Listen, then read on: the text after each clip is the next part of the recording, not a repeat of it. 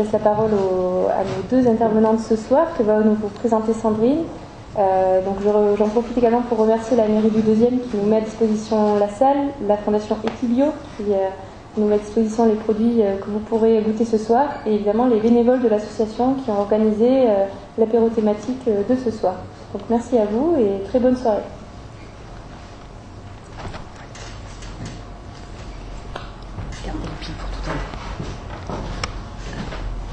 Donc, bonsoir à tous. Donc Sandrine, moi je suis bénévole pour Sol et j'anime un groupe qui suit plus particulièrement les thématiques de la biodiversité et de l'agroécologie. Et ce soir, si on a souhaité vous proposer ce thème, la biodiversité agricole, c'est parce que c'est un enjeu important. Dernier chiffre de la FAO, 75% des variétés cultivées ont disparu, qui étaient cultivées au XXe siècle ont disparu. Donc c'est vrai qu'on parle beaucoup des espèces protégées, de la biodiversité sauvage, mais la biodiversité agricole aussi, elle s'amenuise à vitesse grand V. Donc c'était un sujet qui nous paraissait important d'illustrer. Et pour ça, on est ravis de voir avec nous ce soir Véronique, qui travaille, ça fait une trentaine d'années qu'elle apprend plein de choses sur ces sujets, elle va pouvoir partager ça avec nous.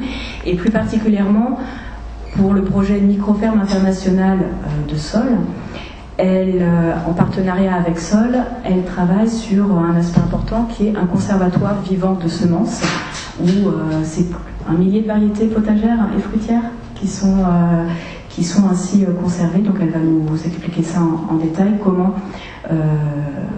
elle agit là-dessus au quotidien. Puisque l'idée aujourd'hui, c'était pas de vous proposer un tableau alarmiste, c'était plutôt de faire parler ceux qui proposent des solutions.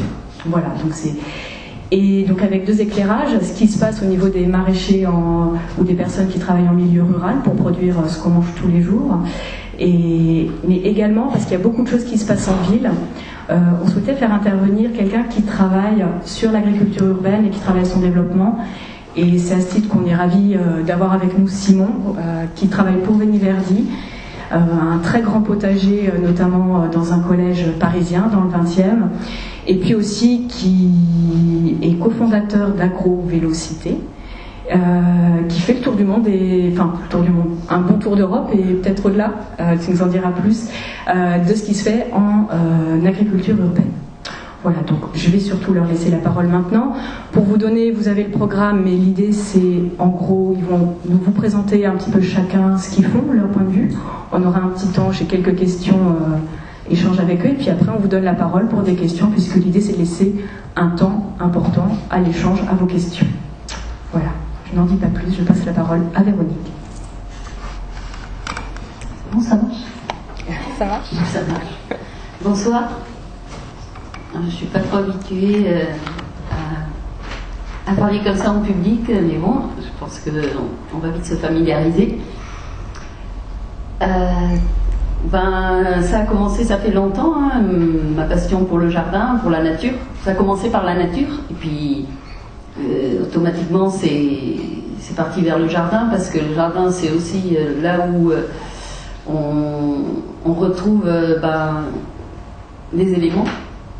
La terre, le soleil, l'air, l'eau, ce qui nous reconnecte à la vie.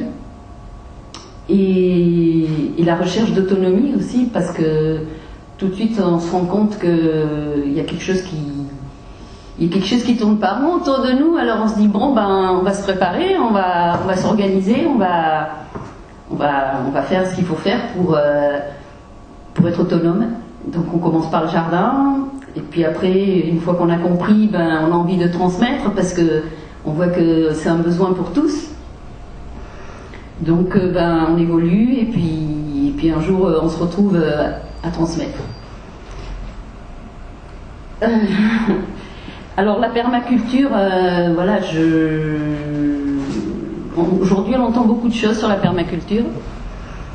La permaculture, c'est pas seulement faire des buttes ou pailler le sol. La permaculture, pour moi, c'est un mode de vie. Un mode de vie où on travaille avec la nature. On cherche à être résilient, on cherche à produire plus qu'à consommer. Donc on ne peut pas du jour au lendemain devenir des permaculteurs, parce que c'est une transition énorme. Mais aller vers ce que propose la permaculture, pour moi, c'est vraiment une voie de trouver l'équilibre et l'harmonie avec notre environnement. Donc, voilà pourquoi je me suis orientée vers la permaculture, parce que j'ai compris que si on voulait retrouver un équilibre avec notre environnement, la permaculture nous offrait des méthodes et des critères qui, à mes yeux, sont cohérents. Ah oui, aussi dans mon parcours, j'ai créé un jeu qui s'appelle Ecolandis, c'est un jeu éducatif et coopératif. C'est pour transmettre comment on apprend à faire un potager. C'est pour enfants et pour adultes. C'est un peu les bases générales de les outils qu'on utilise actuellement, la grelinette, justement le paillage, comment travailler avec les auxiliaires. Et puis en plus, c'est un jeu coopératif. Et plus tard, je vais vous parler un peu plus de ce que représente pour moi la coopération. On entend bien là, j'ai l'impression que ça part, ça vient. Non, ça va pas trop. Donc, Alors, quand je suis arrivée à Sainte-Marthe, c'était justement pour le jeu, pour accréditer mes connaissances en jardinage. Et on a édité le jeu et après, de fil en aiguille, j'en suis arrivée à devenir gardienne de semences. Pourquoi ? Parce que l'autonomie, elle commence par la semence. S'il n'y a plus de semences, il n'y a plus rien, quoi. Il n'y a plus de fleurs, il n'y a plus de fruits, il n'y a plus de légumes. Quoique, il y a quelques plantes qui n'ont pas besoin de pollinisateurs, mais bon, la plupart des aliments, ça passe par la semence. Alors, quand Sol est venu à Sainte-Marthe, ça a déjà commencé avant, en somme, avec Graines de Vie. Voilà, c'est Graines de Vie, en somme.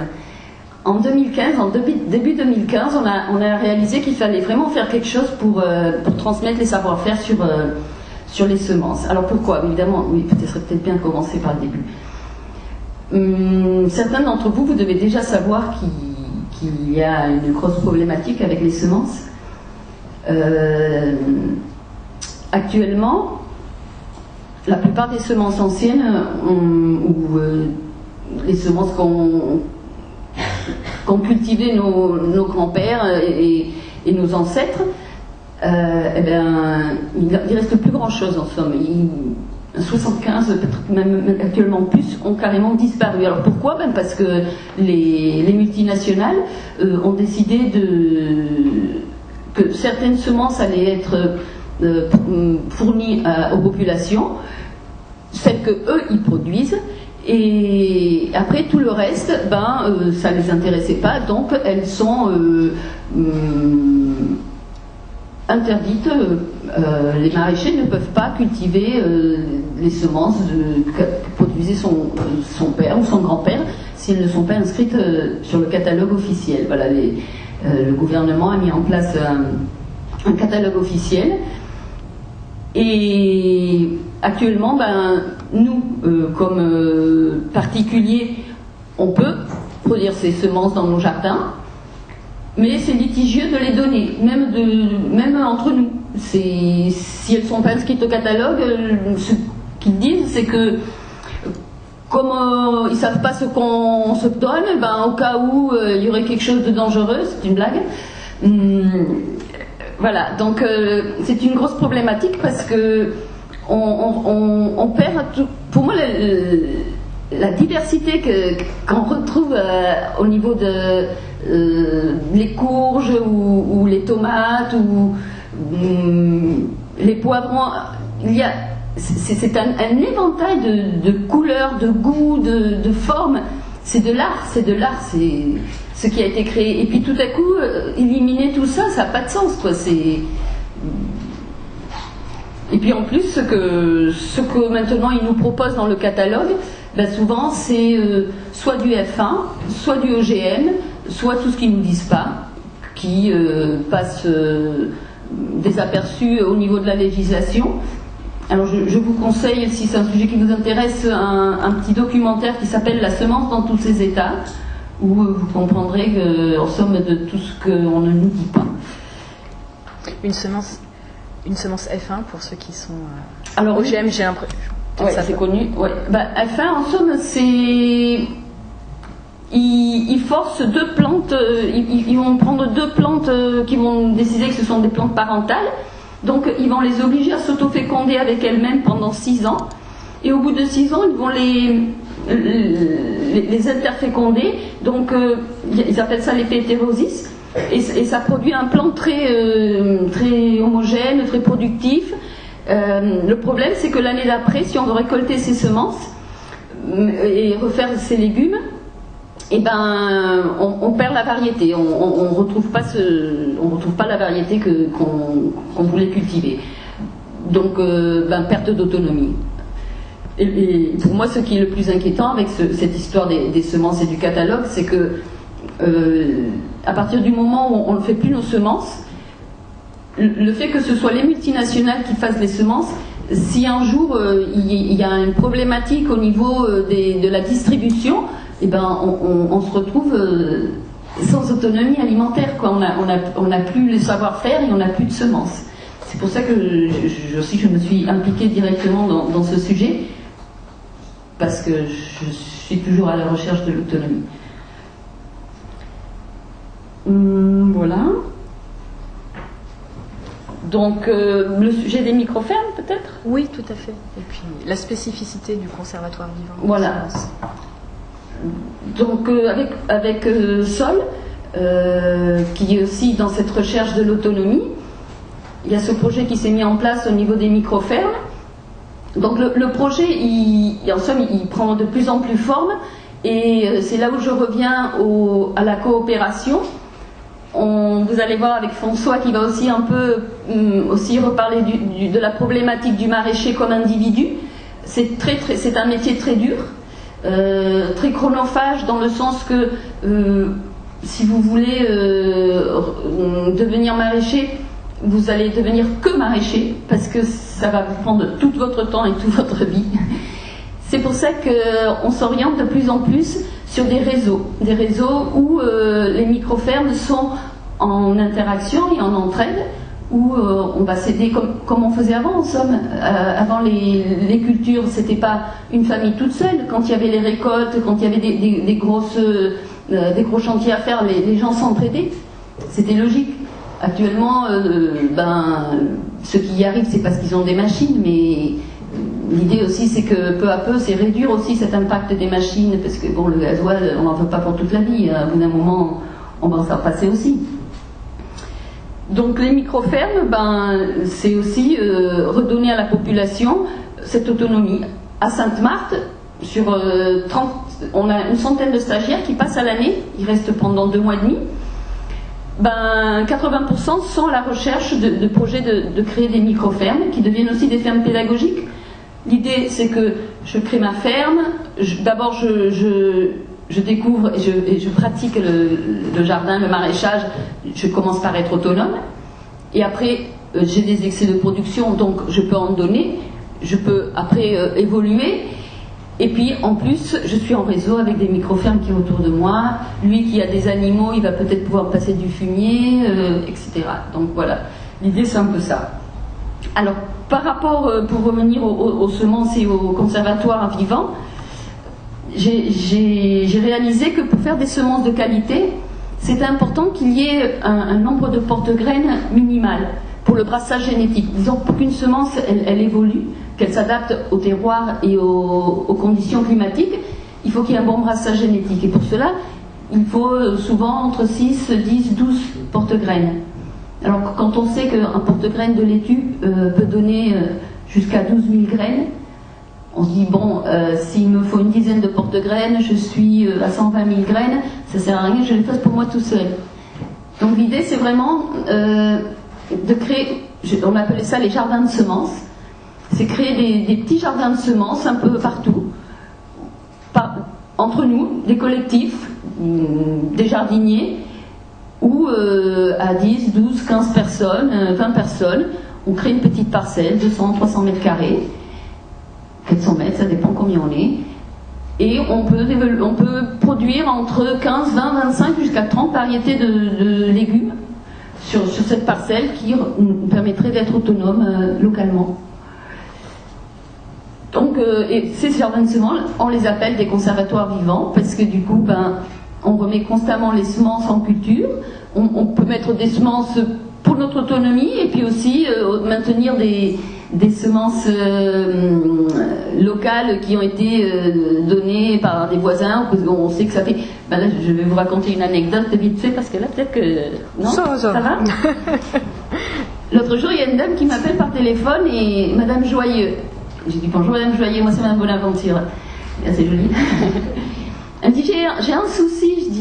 Elle me dit mon mari est malade et moi je suis trop âgée pour continuer à cultiver et j'ai le grand haricot du petit Robert.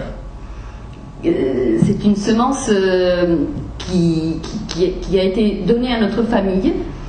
Et je veux pas qu'elle se perde, cet haricot, parce que nous on vit dans un petit village dans le Morbihan, je crois qu'elle m'a dit, et on m'a dit que vous gardez des semences.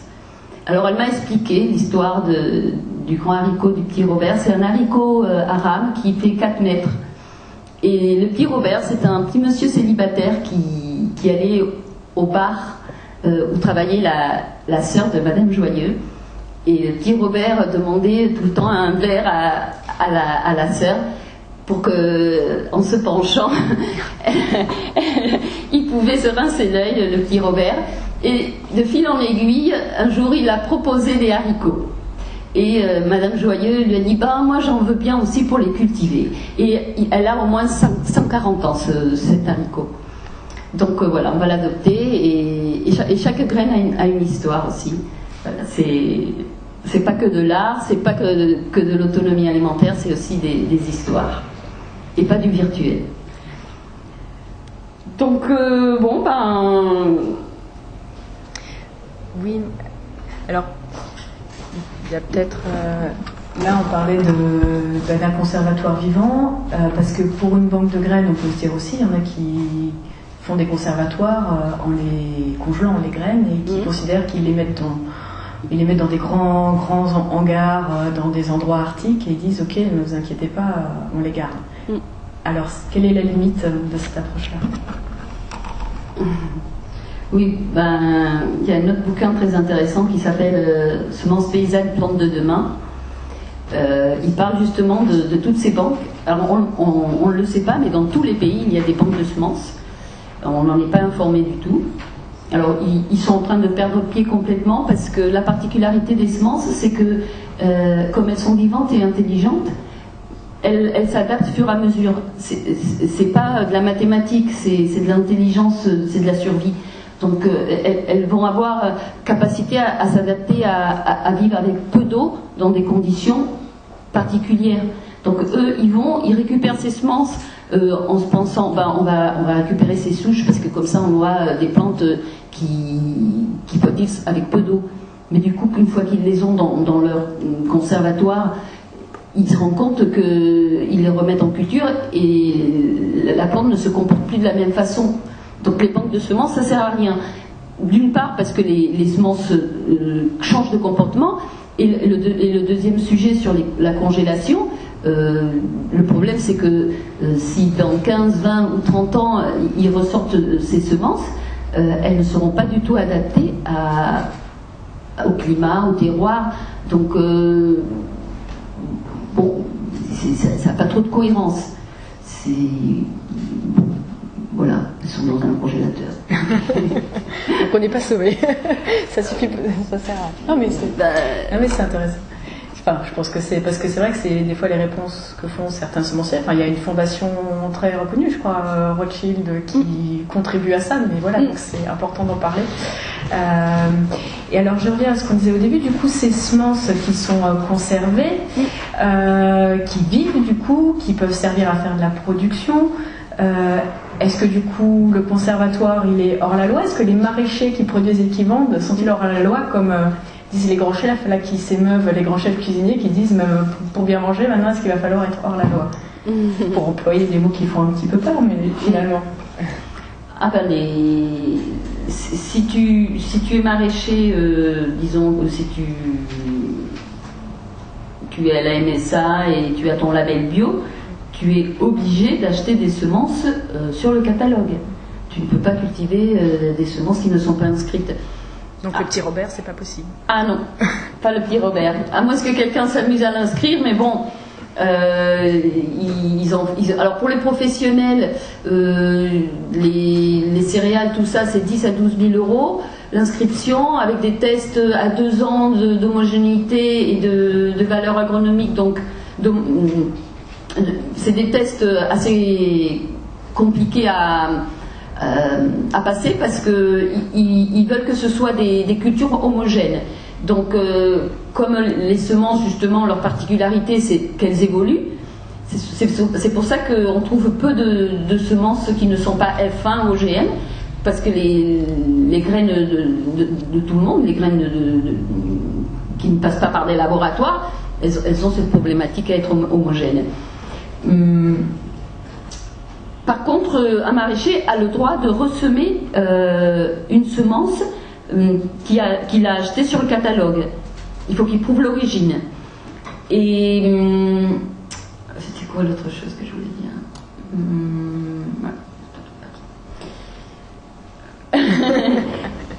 Et donc par rapport aux semences, donc donc du coup un maraîcher qui produit avec des variétés hors catalogue. Ah oui, je sais ce que je veux dire, c'est que sur le catalogue, ils ont fait un piège, c'est que si on veut inscrire le petit Robert par exemple, il faut prouver l'origine et il y a des conditions. En somme, il y a des chances qu'elle puisse être commercialisée que dans certaines régions et qu'en petite quantité. Donc un maraîcher qui normalement va avoir tendance pour le coup à acheter plutôt en vrac pour baisser le coût de l'achat, eh bien, il joue avec ça que ces variétés traditionnelles, ils ne veulent pas les vendre en vrac, ils les vendent en petite quantité. Donc les maraîchers, ils vont question d'économie, ils vont plutôt aller sur des variétés où le coût sera moindre. Voilà, c'est toujours un moyen de canaliser les professionnels sur ce que eux, ça les intéresse de vendre. Là, actuellement, on ne trouve plus de tournesol qui ne soit pas F1 sur le catalogue. Tous les tournesols sont passés F1. Sur les melons, on était ça fait une quinzaine d'années, on était à 5 ou 6 melons hybrides. Maintenant, on est à plus de 250 melons hybrides sur le catalogue. Voilà, c'est tout ça qui... Mais après, c'est que, voilà, c'est la commodité. Hein. Comme le maraîchage, c'est dur. Merci. On va passer la parole à Simon pour voir comment ça se passe, du coup, dans ce contexte-là, quand on fait un milieu urbain. Alors, ça arrive.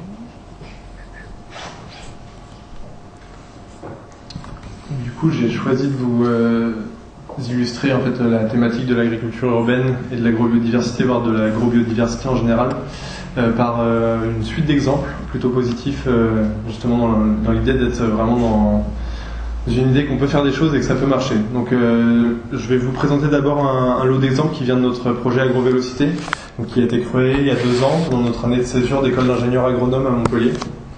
On était 3 copains en formation pour les pays en voie de développement, à avoir renoncé en partie déjà à l'idée d'aller travailler en pays en voie de développement parce qu'on se posait la question de la légitimité qu'on avait à aller donner des leçons en Afrique ou dans d'autres pays, sachant qu'on n'avait toujours pas changé le système chez nous. Donc on s'est dit rapidement qu'un tour d'Europe à vélo nous intéressait bien.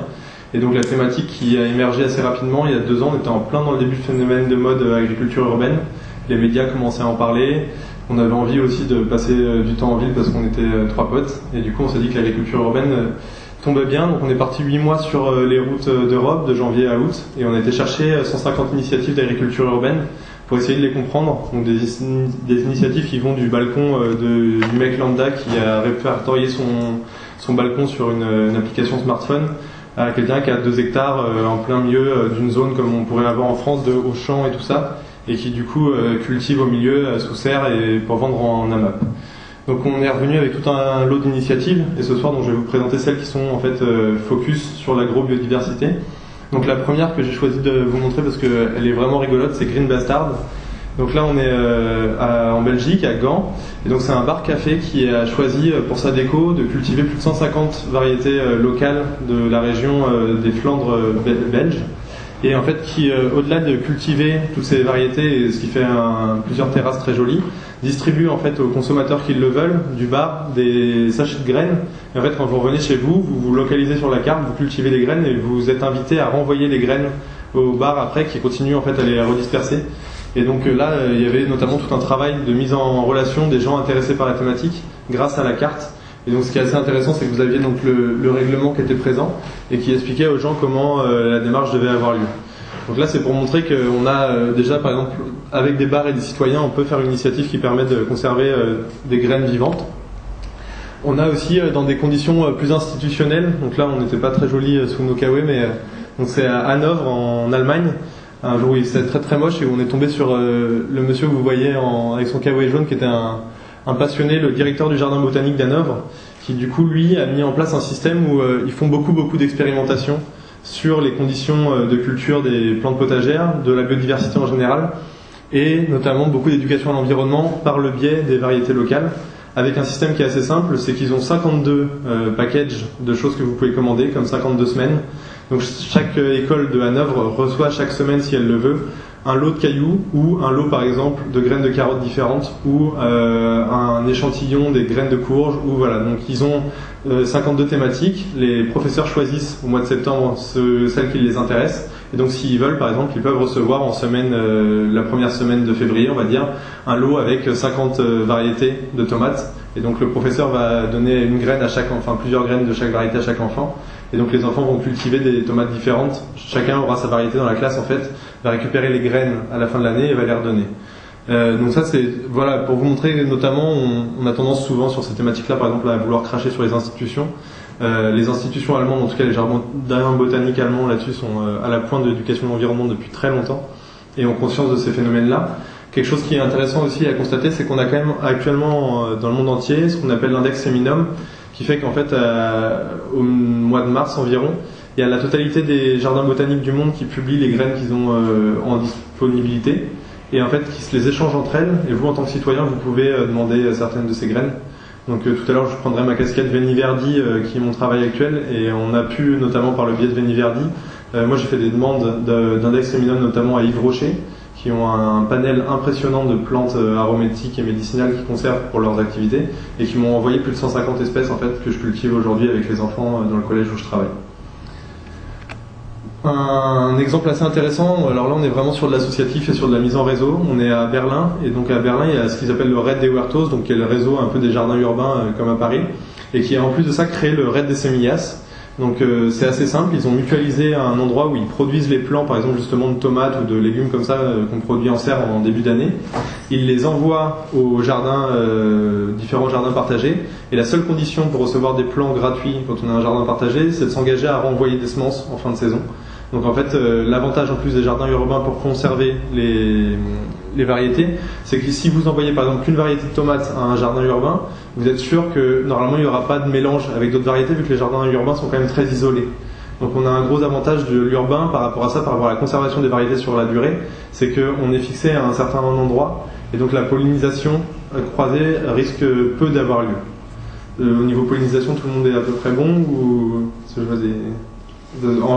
il y a certaines variétés qui vont se polliniser toutes seules entre elles, donc par exemple le pollen mâle et le pollen femelle d'une même plante va se polliniser, et il y a d'autres variétés, il y a besoin d'avoir un croisement, et si jamais on a un croisement entre deux variétés différentes, le risque c'est de perdre l'homogénéité de la variété, et donc de perdre les caractères qui lui étaient propres.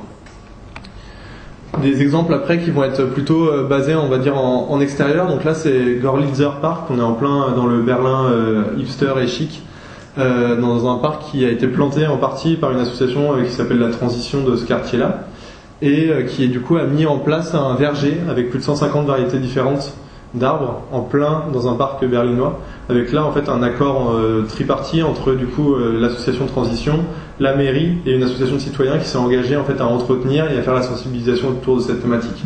Donc là c'est pour vous montrer qu'en fait dans les espaces urbains on peut créer des conservatoires de variétés locales et on peut faire de ces espaces des espaces pédagogiques. Alors là c'est donc on était à Berlin, on arrive à Amsterdam, dans un des endroits les plus chics de l'agriculture urbaine qu'on ait vu. On est à ce qu'ils appellent Der Kaas, qui veut dire la serre du coup en néerlandais. Et donc c'est un jardin restaurant. Le restaurant se situe dans la serre et en terrasse devant. Le menu est environ à 90 €, donc autant vous dire qu'on n'a pas goûté ce que ça donnait. Mais autour de chaque petite haie de buis là que vous avez des variétés en fait traditionnelles, locales et anciennes qui sont conservées et qui servent en fait à approvisionner le restaurant. Ça c'est quelque chose qu'on retrouve beaucoup. L'agriculture urbaine en général cultive pour des restaurants locaux. Les grands chefs qui achètent des produits d'agriculture urbaine ne veulent pas avoir une tomate qui n'a pas de goût. Ils veulent se servir de l'intérêt de la proximité pour avoir une tomate qui a du goût. Et pourquoi l'agriculture urbaine elle est intéressante pour ça, c'est qu'on peut se permettre, vu qu'on n'a pas de transport, de cultiver des variétés qui sont fragiles et qu'on va pousser jusqu'à maturité, notamment c'est le cas des fraises. On parle souvent des fraises et des tomates d'Espagne cultivées en hydroponie. Au-delà du système de culture en hydroponie, juste avec de l'eau et des nutriments, ce qui pose vraiment problème, c'est que ces variétés-là, on les a sélectionnées pour qu'elles résistent à 48 heures de transport. Et il suffit maintenant d'imaginer qu'on est en milieu urbain et que quand je cueille ma fraise, je la livre à mon restaurateur à 1 heure. On peut se permettre de la cueillir à maturité et on peut se permettre d'avoir des espèces qui sont des variétés qui sont très fragiles, qui ont des peaux qui sont assez molles par exemple. Alors que vos tomates, vous savez, quand vous les mangez en supermarché, en général, elles ont une peau bien dure, sont bien fermes, et c'est parce qu'on a sélectionné les variétés pour ça en fait. Donc là, voilà un exemple à travers un restaurant encore une fois. Alors ce petit cochon, c'est pas n'importe quel cochon, et sachant qu'en plus c'est aux Pays-Bas, vous imaginez bien que dans les grands groupes, en tout cas industriels, qui produisent de la viande aux Pays-Bas, c'est pas ces cochons-là qu'on a en général, c'est plutôt des grosses truies roses. Et alors ça c'est une des variétés anciennes en fait de porc de cet endroit-là. Et donc on a aussi beaucoup d'élevage en milieu urbain qui va chercher à en fait maintenir des races anciennes parce qu'on n'est pas dans des objectifs de productivité, donc on peut se permettre d'avoir des petits cochons par exemple. Et aussi parce que c'est quand même plus sympa quand on a un parc pour des enfants de leur montrer des cochons qui ont cette tête-là qu'une grosse truie rose de 100 kilos. Donc là, l'agriculture urbaine peut aussi jouer un rôle, on avait vu dans les légumes, dans les arbres, mais aussi au niveau de l'élevage. Et donc là, j'arrive à Paris. Je ne sais pas si certains reconnaîtront ce qu'il y a au fond, c'est l'Arche de la Défense. Vous êtes sur un des plus gros projets d'agriculture urbaine francilien. Donc j'ai, après ce tour d'Europe à vélo, fini ma dernière année d'études en tant qu'ingénieur agronome et fait mon stage de fin d'études sur les fermes urbaines parisiennes. Donc j'ai étudié 8 fermes urbaines pendant 6 mois, et dont celle-ci qui est en fait la ferme du Bonheur à Nanterre. Certains connaîtront peut-être leur célèbre teuf électro de l'été, je sais pas si... Voilà. Et ils ont en fait une grosse activité culturelle et artistique, et notamment l'été ils ouvrent le champ de la Garde, qui est un espace de 4 hectares qui est sur l'autoroute qui mène à la Défense. Et donc en fait sur ces 4 hectares ils réouvrent le milieu petit à petit avec une vingtaine de moutons maintenant. Ces moutons c'est des Tonnet marteaux, c'est une des races à très faible effectif français. Donc c'est des moutons dont il restait il y a une vingtaine d'années encore moins de 200 bêtes en France. Et donc en fait ils ont fait le choix, se disant de toute façon nous le but c'est d'avoir des moutons qui soient jolis, qui servent aussi bien à faire du lait que de la viande. On va prendre une race ancienne, et donc ils participent en fait au maintien en plein Nanterre de cette race-là, qui est une race des Alpes. Donc ce projet de la ferme urbaine de la ferme du Bonheur à Nanterre, au-delà de l'élevage, a aussi une autre composante, c'est celle-ci. Donc là on aurait du mal à croire qu'on est en plein Paris et en plein Nanterre. Vous êtes sur une autoroute encore une fois là, donc c'est assez beau à voir si vous avez l'occasion de vous y rendre. Et en fait on repère notamment les câbles du RER A derrière au fond. Ils ont choisi d'aménager le paysage pour le recréer de manière agricole, donc c'est pour ça que vous avez les terrasses en pierre qui fabriquent chaque année petit à petit sur les talus du RER. Et devant, donc là c'était à la saison où ils venaient de récolter, donc c'est pas le plus représentatif, mais il faut imaginer un damier de céréales avec des variétés anciennes en fait de céréales qui ont plusieurs centaines d'années ou dizaines d'années. Et la ferme du Bonheur notamment a passé un partenariat là, dernièrement avec Cocopelli, et donc il y a aussi un jardin de sauvegarde de variétés anciennes de l'association Cocopelli. Au niveau des variétés anciennes de blé, c'est pour vous montrer ce que ça peut donner en termes de forme et de couleur. Là du coup c'est une autre casquette, c'est une casquette personnelle. J'ai un jardin où je cultive plus d'une centaine de variétés de blé en fait en périphérie de Paris, enfin plus proche d'Orléans. et où du coup là-dessus je reviendrai sur ce que disait Véronique, mais un des intérêts quand même que peut avoir les banques de semences nationales, c'est notamment la sortie des échantillons. Moi j'ai pas eu la chance de pouvoir récolter assez de variétés anciennes par des gens en direct, on m'en avait donné une quinzaine, et l'an dernier en fait j'ai écrit à l'INRA à Clermont, et l'INRA de Clermont m'a renvoyé gentiment plus de 100 variétés de blé différents. Donc j'ai choisi celles qui y avait les plus près de chez moi, bien sûr, donc les variétés qui sont à moins de 50 km. Mais je me suis aussi amusé à prendre des variétés qui sont de Pologne, de Biélorussie, d'Italie, d'Espagne, des variétés des Alpes, des variétés du sud de la Provence. Et du coup, vous pouvez vous demander pourquoi, alors qu'on parle beaucoup des variétés locales, je me suis amusé à prendre cette centaine de variétés avec un panel aussi large. C'est qu'en fait je voulais voir leur réaction face au manque d'eau et au manque de nutriments actuellement quand on cultive. Donc là cette année j'ai fait une première année test. Ce qui est assez intéressant, c'est que vous en avez peut-être entendu parler, on est dans une des pires années agricoles en Beauce et dans le centre, en Picardie. Enfin voilà, on est sur des rendements qui équivalent à 17 quintaux alors qu'on est d'habitude à 90 quintaux. Donc en fait on a chez nous eu la plus grosse perte agricole de l'histoire de l'agriculture moderne cette année, avec plusieurs maladies qui sont arrivées, avec notamment une sécheresse au mauvais moment, au moment du remplissage des grains, et la grosse pluviométrie du mois de juin qui a fait qu'il y a beaucoup de maladies.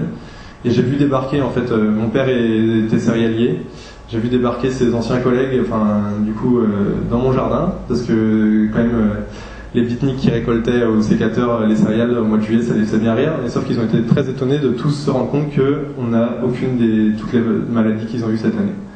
Donc en faisant ressortir des échantillons qui n'ont pas eu justement même 100 ans d'adaptation, cette année moi j'ai eu aucune maladie, parce que en fait ce qui est assez intéressant c'est qu'on le voit sur ma commune, vous avez encore 40 agriculteurs, sur 40 agriculteurs il y a 6 variétés de blé qui sont cultivées. 6 variétés dont les fournisseurs sont seulement 2 firmes. Et pourquoi on en arrive là? C'est parce qu'en fait la plupart des agriculteurs sont dans la même coopérative, et qui c'est qui leur vend les semences? La coopérative. La coopérative n'a pas 1000 fournisseurs. Donc en fait on se retrouve à lisser totalement le potentiel génétique qui est sur la commune, et donc au moment où vous avez une maladie, un puceron, un champignon qui arrive, une fois qu'il a trouvé la porte d'entrée, il se balade dans tout le couloir, quoi. Et donc là c'était assez intéressant en fait justement quand ils sont venus à la maison, au jardin, on a eu l'occasion d'en discuter, et donc effectivement mes variétés moi elles feront jamais du 90 quintaux, par contre elles feront jamais non plus des écarts aussi gros que les leurs. Et cette année, j'ai mis ni engrais ni eau, et je suis quasiment à 30 quintaux, sachant qu'on est quand même sur des parcelles cultivées au jardin. Donc j'ai désherbé manuellement, je suis sur des petits carrés, donc le risque de maladie est moins grand. Mais voilà, pour vous donner une idée de ce que ça peut donner, les variétés anciennes. Donc pendant mon stage de fin d'études, j'ai aussi suivi des fermes intéressantes. La ferme du Moultou à Montreuil, qui est une ferme des Jardins du Cœur, qui fait un travail social remarquable. Et qui notamment, là, je voulais en parler parce que c'est des choses assez touchantes qu'on retrouve beaucoup en Ile-de-France. On parlait tout à l'heure du fait que les semences ont une histoire. Vous avez en Ile-de-France par exemple les fèves, la culture de fèves. Les maraîchers d'Ile-de-France n'y arrivaient pas jusqu'au jour où en fait ils se sont rendus compte que les seules personnes qui y arrivaient en Ile-de-France à cultiver des fèves, c'était les mamans marocaines. Et en fait les maraîchers d'Ile-de-France qui vendent des fèves sur les marchés en ce moment, en mois de mars, avril, la plupart ont appris au départ chez des personnes d'origine maghrébine et ont pris leurs semences. Et donc vous avez notamment toute une histoire de mix des cultures par le mix de la culture. On a des jardins à Paris où vous avez en fait beaucoup de plantes asiatiques. Et quand vous regardez la population qui cultive le jardin, c'est pas étonnant. Et donc là, dans ce jardin-là, ce qui est intéressant dans ces jardins du cœur à Montreuil, c'est qu'il y a beaucoup de gens d'origine guadeloupéenne ou antillaise. Et on a des variétés en fait qui se sont fait envoyer par la famille. Donc ils cultivent du gombo, des courges un peu spéciales, des concombres étonnants. Donc c'était juste pour le mix. J'ai quasiment fini, j'en arrive du coup à ma dernière casquette, qui est du coup l'association Veni-Verdi, duquel je fais partie maintenant depuis 1 an, qui développe des projets d'agriculture sur les toits, dans les écoles et les collèges, et en pleine terre. Donc là c'est un toit qu'on vient de refaire au mois de juillet. Donc vous avez en fait, on est au 2e étage sur un collège dans le 20e arrondissement.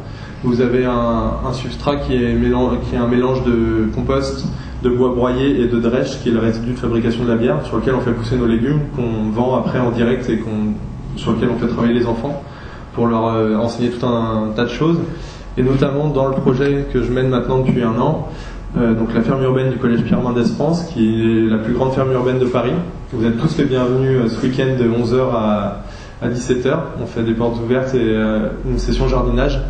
En fait, on a donc 4500 m² qu'on peut convertir. Et donc l'idée en fait c'est qu'avant c'était géré de manière classique, c'était des pelouses et des arbustes.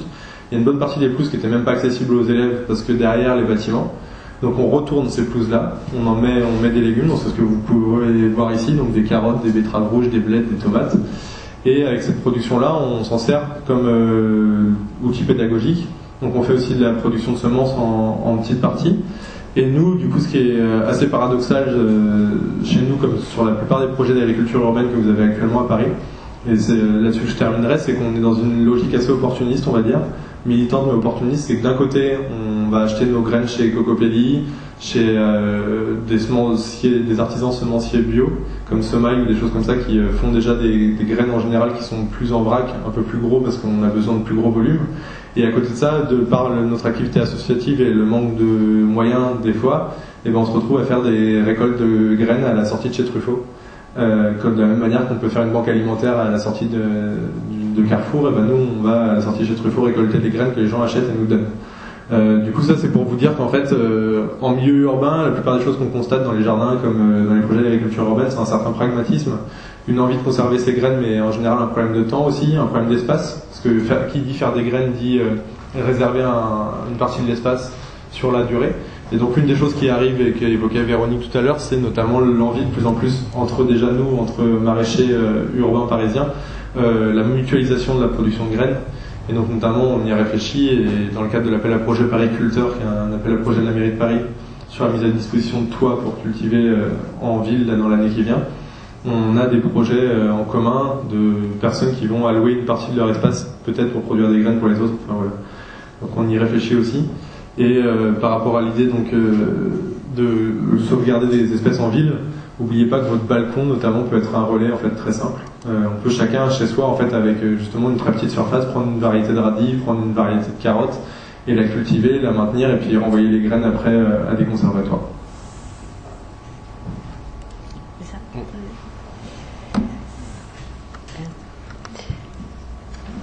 Merci pour ces deux panoramas complémentaires. Et justement, moi, la question que je voulais vous poser à l'un et à l'autre, c'est quelle passerelle on peut imaginer entre ce qui est fait à la ferme de Sainte-Marthe et ce qui est fait dans les villes. Comment ça pourrait s'aider mutuellement. Donc, d'une part, qu'est-ce que pourrait apporter l'agriculture qui est faite sur les balcons à ce qui se fait à la ferme de Sainte-Marthe, et réciproquement. Le premier qui est inspiré. Lâche pas, t'as commencé, lâche pas. Non, nous c'est quelque chose sur lequel on travaille, on va dire pas souvent, mais c'est en tout cas une réflexion qui est de plus en plus présente dans les milieux d'agriculture urbaine productive. C'est notre envie de pas juste être agriculteur urbain isolé, c'est de faire des passerelles avec le milieu rural. Bon, une des premières que j'y vois notamment, c'est la formation. C'est qu'il y a beaucoup de gens aujourd'hui qui veulent, comme disait Véronique, passer le pas et devenir maraîcher. Moi, je fais un travail au quotidien de déconstruction du mythe du maraîchage et du retour de la vie à la terre. Pas que j'ai pas envie que les gens le fassent, j'ai envie que les gens le fassent, mais qu'ils en aient conscience des enjeux qu'il y a derrière. C'est-à-dire que maraîcher aujourd'hui, c'est, je pense, un des pires travails qu'on puisse avoir en France. Effectivement, on est tous les jours sous le soleil, effectivement, on est dans la nature, c'est génial. La terre est très basse, 70 heures par semaine pour 400 € par mois, c'est la moyenne, c'est quand même voilà, c'est ça le résumé aujourd'hui du maraîchage. Parce que on a eu un gros problème, c'est que on a voulu penser que tout le monde pouvait se réinstaller tout seul, et tout le monde pouvait refaire 40 variétés tout seul, et tout le monde pouvait faire ses semences, produire, commercialiser, faire de l'accueil à la ferme. Voilà, vous voyez un peu le profil de maraîcher qui est en AMAP notamment. On a des études désastreuses qui montrent des taux de divorce assez impressionnants, des taux d'endettement qui sont pas forts parce qu'en général c'est des personnes qui investissent peu, mais qui voilà. C'est pas une condition qu'on peut souhaiter aux gens, et donc là-dessus il y a tout un travail à faire de mutualisation sur la production des semences, de mutualisation sur l'outillage, parce que vouloir s'installer non plus en fermant le dos à tout l'outillage, c'est se couper quand même de ressources intéressantes. On a des petits outillages aujourd'hui en métal ou des choses quand même qui sont nouvelle génération, qui peuvent faire gagner un temps fou. C'est aussi mutualiser la commercialisation, ça c'est quelque chose sur lequel on travaille de plus en plus. Essayer de réfléchir comment, par exemple, nous, en tant que maraîchers urbains, on peut aider des maraîchers du milieu rural à réfléchir sur les flux logistiques. Donc voilà, les passerelles entre les deux sont assez fortes. Sur les graines, je l'évoquais tout à l'heure, c'est l'idée que le milieu urbain, de par son cloisonnement, peut être un bon endroit pour garder l'homogénéité des variétés? Alors l'avis des maraîchers est vu peut-être par Véronique. Après, pour moi, les gens sont en ville, les populations sont dans les villes. Moi, je suis une bête des champs, moi, je n'ai jamais pu vivre dans les villes, j'ai peur des villes. Donc, alors, moi, ce que je vous conseille, c'est de retourner à la campagne. Alors ici, il y a des gens comme Simon qui sont des précurseurs. Tu ramènes les gens à la terre, tu leur fais découvrir ce qui apparaît d'une semence, tu leur fais découvrir qu'on peut être autonome alimentairement. Mais moi personnellement, je conseille aux gens de retourner à la campagne et pour plein de raisons, donc on va peut-être pas aborder tout là maintenant. Mais donc le point, c'est que bienvenue à la campagne. Et alors, après, donc on a entendu, je pense, dans ce que tu disais, Simon, vous avez tous un balcon, après, ou peut-être un pot de, je sais pas, on peut tous installer un petit pot de plantes aromatiques quelque part, mais bon, si on a envie d'y aller, de faire ses semences, ok, planter une graine, faire pousser un radis, bon, des fois ça marche, des fois ça marche pas, mettons qu'on a la main verte, mais la partie aller jusqu'à produire la semence et la conserver, c'est vraiment à la portée de tout un chacun. Comment ça se passe? Voilà. Je pense, enfin je vais être bref parce que je pense que Véronique a plus la main là-dessus, mais non, l'idée je pense c'est déjà de se choisir des variétés. Il y a et puis des espèces, il y a des espèces et des variétés qui sont déjà plus faciles que d'autres. On parlait tout à l'heure des phénomènes de fécondation entre variétés, tout ça, on a quand même des variétés qui sont assez simples. Quand vous récupérez une tomate, il y a quand même très peu de chances qu'elle soit croisée, donc ça, voilà, ce sera le premier pas. Après, sur la partie où il ne faut pas se tromper, c'est qu'effectivement, une graine, c'est quand même quelque chose qui va se faire tout seul dans la nature, mais que par contre, quand on fait au potager, quelque chose d'assez technique, donc il faut faire gaffe à la conservation, il faut faire gaffe à la manière dont on gère les moisissures. Il y a des fois, il y a besoin de ces moisissures pour qu'elles germent, enfin, c'est quand même des processus biologiques qui sont assez complexes, si je ne me trompe pas. Après, c'est bien de faire des graines, même si c'est pour le plaisir de voir la transformation par exemple, d'un poireau quand il devient une fleur et qu'il fait ses graines. Je voulais amener un porte-graines de poireau, ça fait une grosse boule comme ça fait une grosse fleur, c'est merveilleux. Déjà juste pour le plaisir de voir ça. Mais là où je reviens, c'est que pour avoir des graines de qualité, il faut quand même qu'il y ait un minimum de porte-graines. Donc vous, dans vos balcons, vous n'allez pas mettre 20 poireaux en graines, mais mettez-en 2 quand même, juste pour le plaisir de les voir et dire « Ouh là là, que c'est beau, je veux en faire plus ». Ce sera une façon déjà de vous stimuler à aller plus loin. Et après, ce qu'il y a, c'est que à quel moment je récolte mes graines, oui, c'est important d'avoir cette notion. Par intuition, on peut déjà se dire quand la plante est bien sèche, que la graine elle est dure. Donc on vérifie, on touche la graine, si elle est dure, c'est qu'elle est bonne à récolter. Normalement, la plante, elle doit avoir déjà cette texture de plante séchée. Donc là, c'est le meilleur moment pour les récolter. Et voilà, et puis quand on va les ramasser, être sûr qu'il n'y a plus d'humidité, parce que les graines, c'est des éponges. Donc ne pas les enfermer un jour où il y a eu de l'humidité dans l'ambiance, parce qu'elle réabsorbe l'humidité. C'est être sûr qu'elle est bien sèche, et après on les met dans un pot ou dans un sachet. Et pas de problème, moi je ne vais pas vous faire un cours technique, mais l'important c'est la récolter au bon moment surtout. Oui, parce que je pose la question parce que tu nous montrais au début, alors tu as commencé par quel pays, le Green Bastard? C'était à Gand, en Belgique. En Belgique. Donc tous ces gens où tu dis, ceux qui veulent, ils viennent, ils prennent des graines, ils les font pousser chez eux, et puis après, voilà, ils ont qu'à récolter, ils les ramènent. Ça a l'air simple dit comme ça, et à contrario après, est-ce que du coup ils sont accompagnés? Est-ce que par exemple des gens qui voudraient faire ça à Paris, il y a des associations qui peuvent leur montrer comment faire pour, à partir de plantes, commençons par les plus faciles, pouvoir produire des graines qui peuvent ensuite échanger ou mettre à disposition de banques de semences? On peut peut-être parler de graines de vie.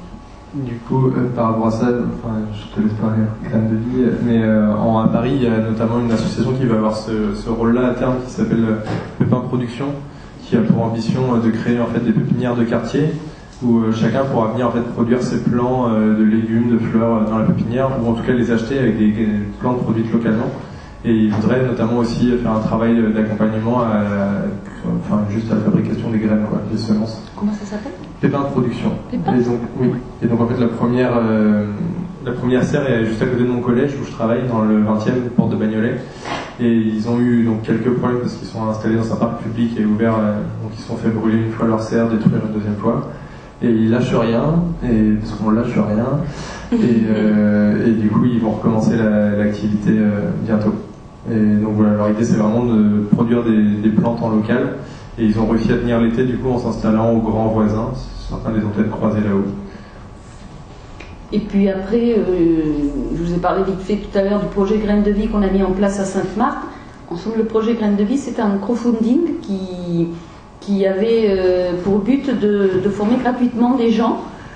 Donc on a fini en septembre, on a formé 200 personnes. Ces personnes ont le compromis de former 50 personnes à leur tour. Et si vous allez sur le site Graines de Vie, il y a une carte interactive qui est en train de se mettre en place où ces personnes qui ont été formées apparaîtront et leur mission c'est de transmettre justement. Donc si à un moment donné vous voulez avoir un peu plus de connaissances sur le sujet, vous pouvez aller voir justement sur le site s'il y a un ambassadeur qui est dans votre localité et vous pouvez vous rapprocher de lui et puis voir ce que vous pouvez faire avec lui ou proposer des choses, voir ce qu'il vous propose.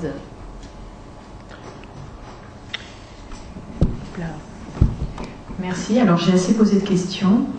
Je vais déjà premier remerciement pour vous avoir raconté des belles histoires et nous montrer un beau panorama de ce qui se fait en termes de solutions. Et maintenant, la parole à la salle, si vous avez des questions.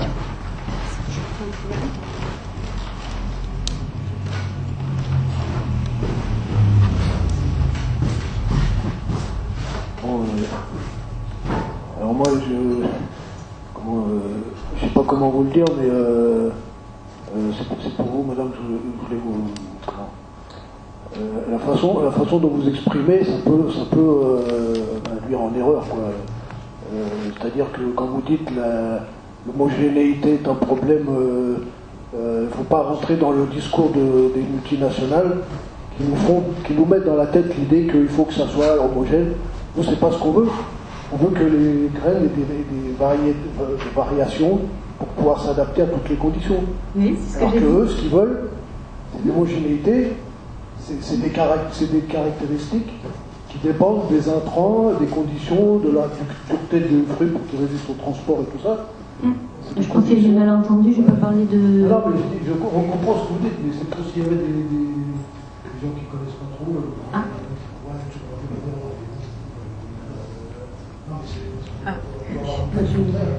Vous avez peut-être appuyé.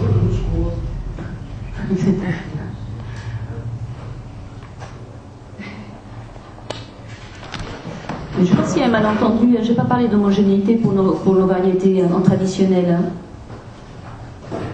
J'ai parlé de brassage génétique pour l'évolution des plantes. L'homogénéité, j'ai parlé pour les tests, pour les inscrire au catalogue. Mais ce n'était pas par rapport aux variétés traditionnelles. Voilà, un moment. Ça marche pas apparemment. Vous m'entendez maintenant? Parce que moi j'avais plusieurs choses à dire par ailleurs. C'était un détail. À un moment vous avez dit l'homogénéité est une problématique. Non, justement, on veut pas d'homogénéité. Non, c'est un malentendu. Hein. Mais bon, Je ne cautionne pas l'homogénéité. Donc, non, mais je pense qu'on avait compris, mais je dis ça au cas où. Et surtout pour qu'on n'ait pas la mentalité des multinationales qui nous disent dans la tête qu'il faut homogène. Non, on ne veut pas que ça soit homogène. Voilà. Et par rapport à l'hybride F1, oui. Pour comprendre pourquoi, pour le problème des hybrides F1, le pourquoi on n'obtient pas ce qu'on... Quand on recèle, c'est parce que les lois de Mendel font que il y aura un quart, en moyenne, un quart les caractères du père, un quart les caractères de la mère, un quart la mélange des deux, et un quart d'autre chose, et c'est variable. C'est ça. Voilà, donc c'est comme ça que Bon, par rapport à ce que j'ai découvert, là, je savais pas, parce que apparemment je connais beaucoup de choses, mais par rapport au verre à soie, ça m'a étonné. Est-ce qu'il y aurait plusieurs variétés, plusieurs espèces de verre à soie? C'est peut-être pas le sujet, mais parce que comme dans les abeilles, il y a une certaine homogénéité aussi, mais est-ce qu'il y aurait plusieurs espèces? Je ne savais pas qu'on pouvait avoir une culture de soie non violente. Justement, moi j'aurais une question, si vous avez la réponse. Normalement, si c'est violent, c'est que pour avoir récupéré le fil, il tue la larve avant qu'elle sorte, alors que le violent, c'est attendre que la larve. Alors, je ne sais pas si Audrey est là et qu'elle a la réponse sur ce sujet-là. Sinon, je crois qu'on va dire que les intervenants, peut-être, la réponse n'est pas là. Alors, c'est une bonne question, mais je vous invite à vous rapprocher de l'équipe de Sol en dehors de l'événement et qui pourra vous renseigner précisément sur ce sujet. Voilà, mais ce soir, on n'a pas de spécialiste malheureusement autour de la table. Sachant que pour l'hybridation, si je peux me permettre, quand même, on peut cracher autant qu'on veut sur l'hybridation F1. Il ne faut pas oublier que l'hybridation a été inventée il y a très longtemps par l'agriculteur, quand même. Hein. L'hybride que tout le monde connaît dans la salle, c'est le mulet. C'est quand même un croisement entre le cheval et l'âne, et ça fait effectivement un hétérosis intéressant, c'est qu'on a une bête qui est plus puissante et plus résistante qu'une autre, qui effectivement ne pourra pas se reproduire. Donc l'hybride F1 a beaucoup de problématiques, enfin elle est très problématique en tout cas au niveau de la reproduction des semences, au niveau de la conservation des variétés, mais a quand même certains intérêts en tout cas pour les agriculteurs. Et on a des traces d'hybridation qui ont plusieurs milliers d'années. Mais là tu parles de la sélection massale. Là on n'est pas sur de l'hybridation forcée pendant 6 ans. L'hybridation crée des nouvelles variétés. C'est pas l'hybridation qui est forcée pendant 6 ans, c'est le fait que tu veuilles avoir une population pure avant. On peut faire de l'hybridation sans avoir population pure. Ouais. C'est la différence entre l'hybridation et l'hybridation F1, justement. Mettons de côté l'hybridation F1 effectivement qui pose beaucoup de problèmes, mais ne se coupons pas des intérêts de l'hybridation, quoi. C'était juste ça que je voulais dire. Oui. Est-ce que je peux simplement dire que l'intérêt de l'hybridation, c'est que quand elle se fait depuis longtemps, elle est fixée, alors que quand on fait des nouvelles hybridations, c'est nouveau, donc on va pas quelque chose de... Bonsoir, vous m'entendez? Oui. Ça marche. C'est pour Simon, en fait, la question, c'est pour savoir par rapport au jardin dans les écoles, si c'est les enfants, si c'est les collégiens qui s'occupent du jardin directement, et si tel est le cas, comment ça se passe pendant des vacances scolaires? Alors du coup, c'est la force de l'association Véniverdi pour laquelle je travaille. On est 3 salariés et en fait on met en place des jardins dans les écoles où on vient les animer. Et justement, vu qu'on est salariés de l'association, nous on n'a pas les 2 mois de vacances scolaires. Donc en fait le collège sur lequel je travaille, moi par exemple j'ai été ouvert 6 semaines cet été, ce qui a permis notamment à tout un tas de gamins du quartier de venir continuer à cultiver même pendant les vacances. Donc l'idée là sur le collège, c'est pour ça que je vous invitais à venir dimanche après-midi, c'est qu'on a un triptyque gagnant qui permet de faire tourner la ferme urbaine. Le premier, c'est d'avoir un salarié à plein temps, donc moi, plus un service civique. C'est d'avoir des bénévoles adultes, ça peut être vous demain. On a déjà plus d'une centaine de bénévoles qui viennent plus ou moins souvent. Ça peut être une fois tous les 6 mois, comme ça peut être toutes les semaines, comme ça peut être tous les jours pour certaines personnes pendant des périodes de leur vie, burn-out, chômage, tout ce qu'on veut. Et c'est les enfants du collège, avec là plusieurs types d'enfants qui viennent. On a les enfants qui viennent sur la base du volontariat, donc j'ai le midi, le mercredi après-midi, voire le week-end quand on est ouvert. Des enfants qui viennent sur leur temps scolaire avec les professeurs, et des enfants qui viennent parce qu'ils y sont contraints dans le cadre de mesures de responsabilisation. Ça c'est quelque chose de novateur qu'on met en place, c'est d'essayer d'éviter l'exclusion pendant une semaine du collège pour des gens qui ont déjà pas envie d'aller à l'école. En fait ils continuent d'aller en cours, et quand ils vont pas en cours, ils viennent jardiner avec moi.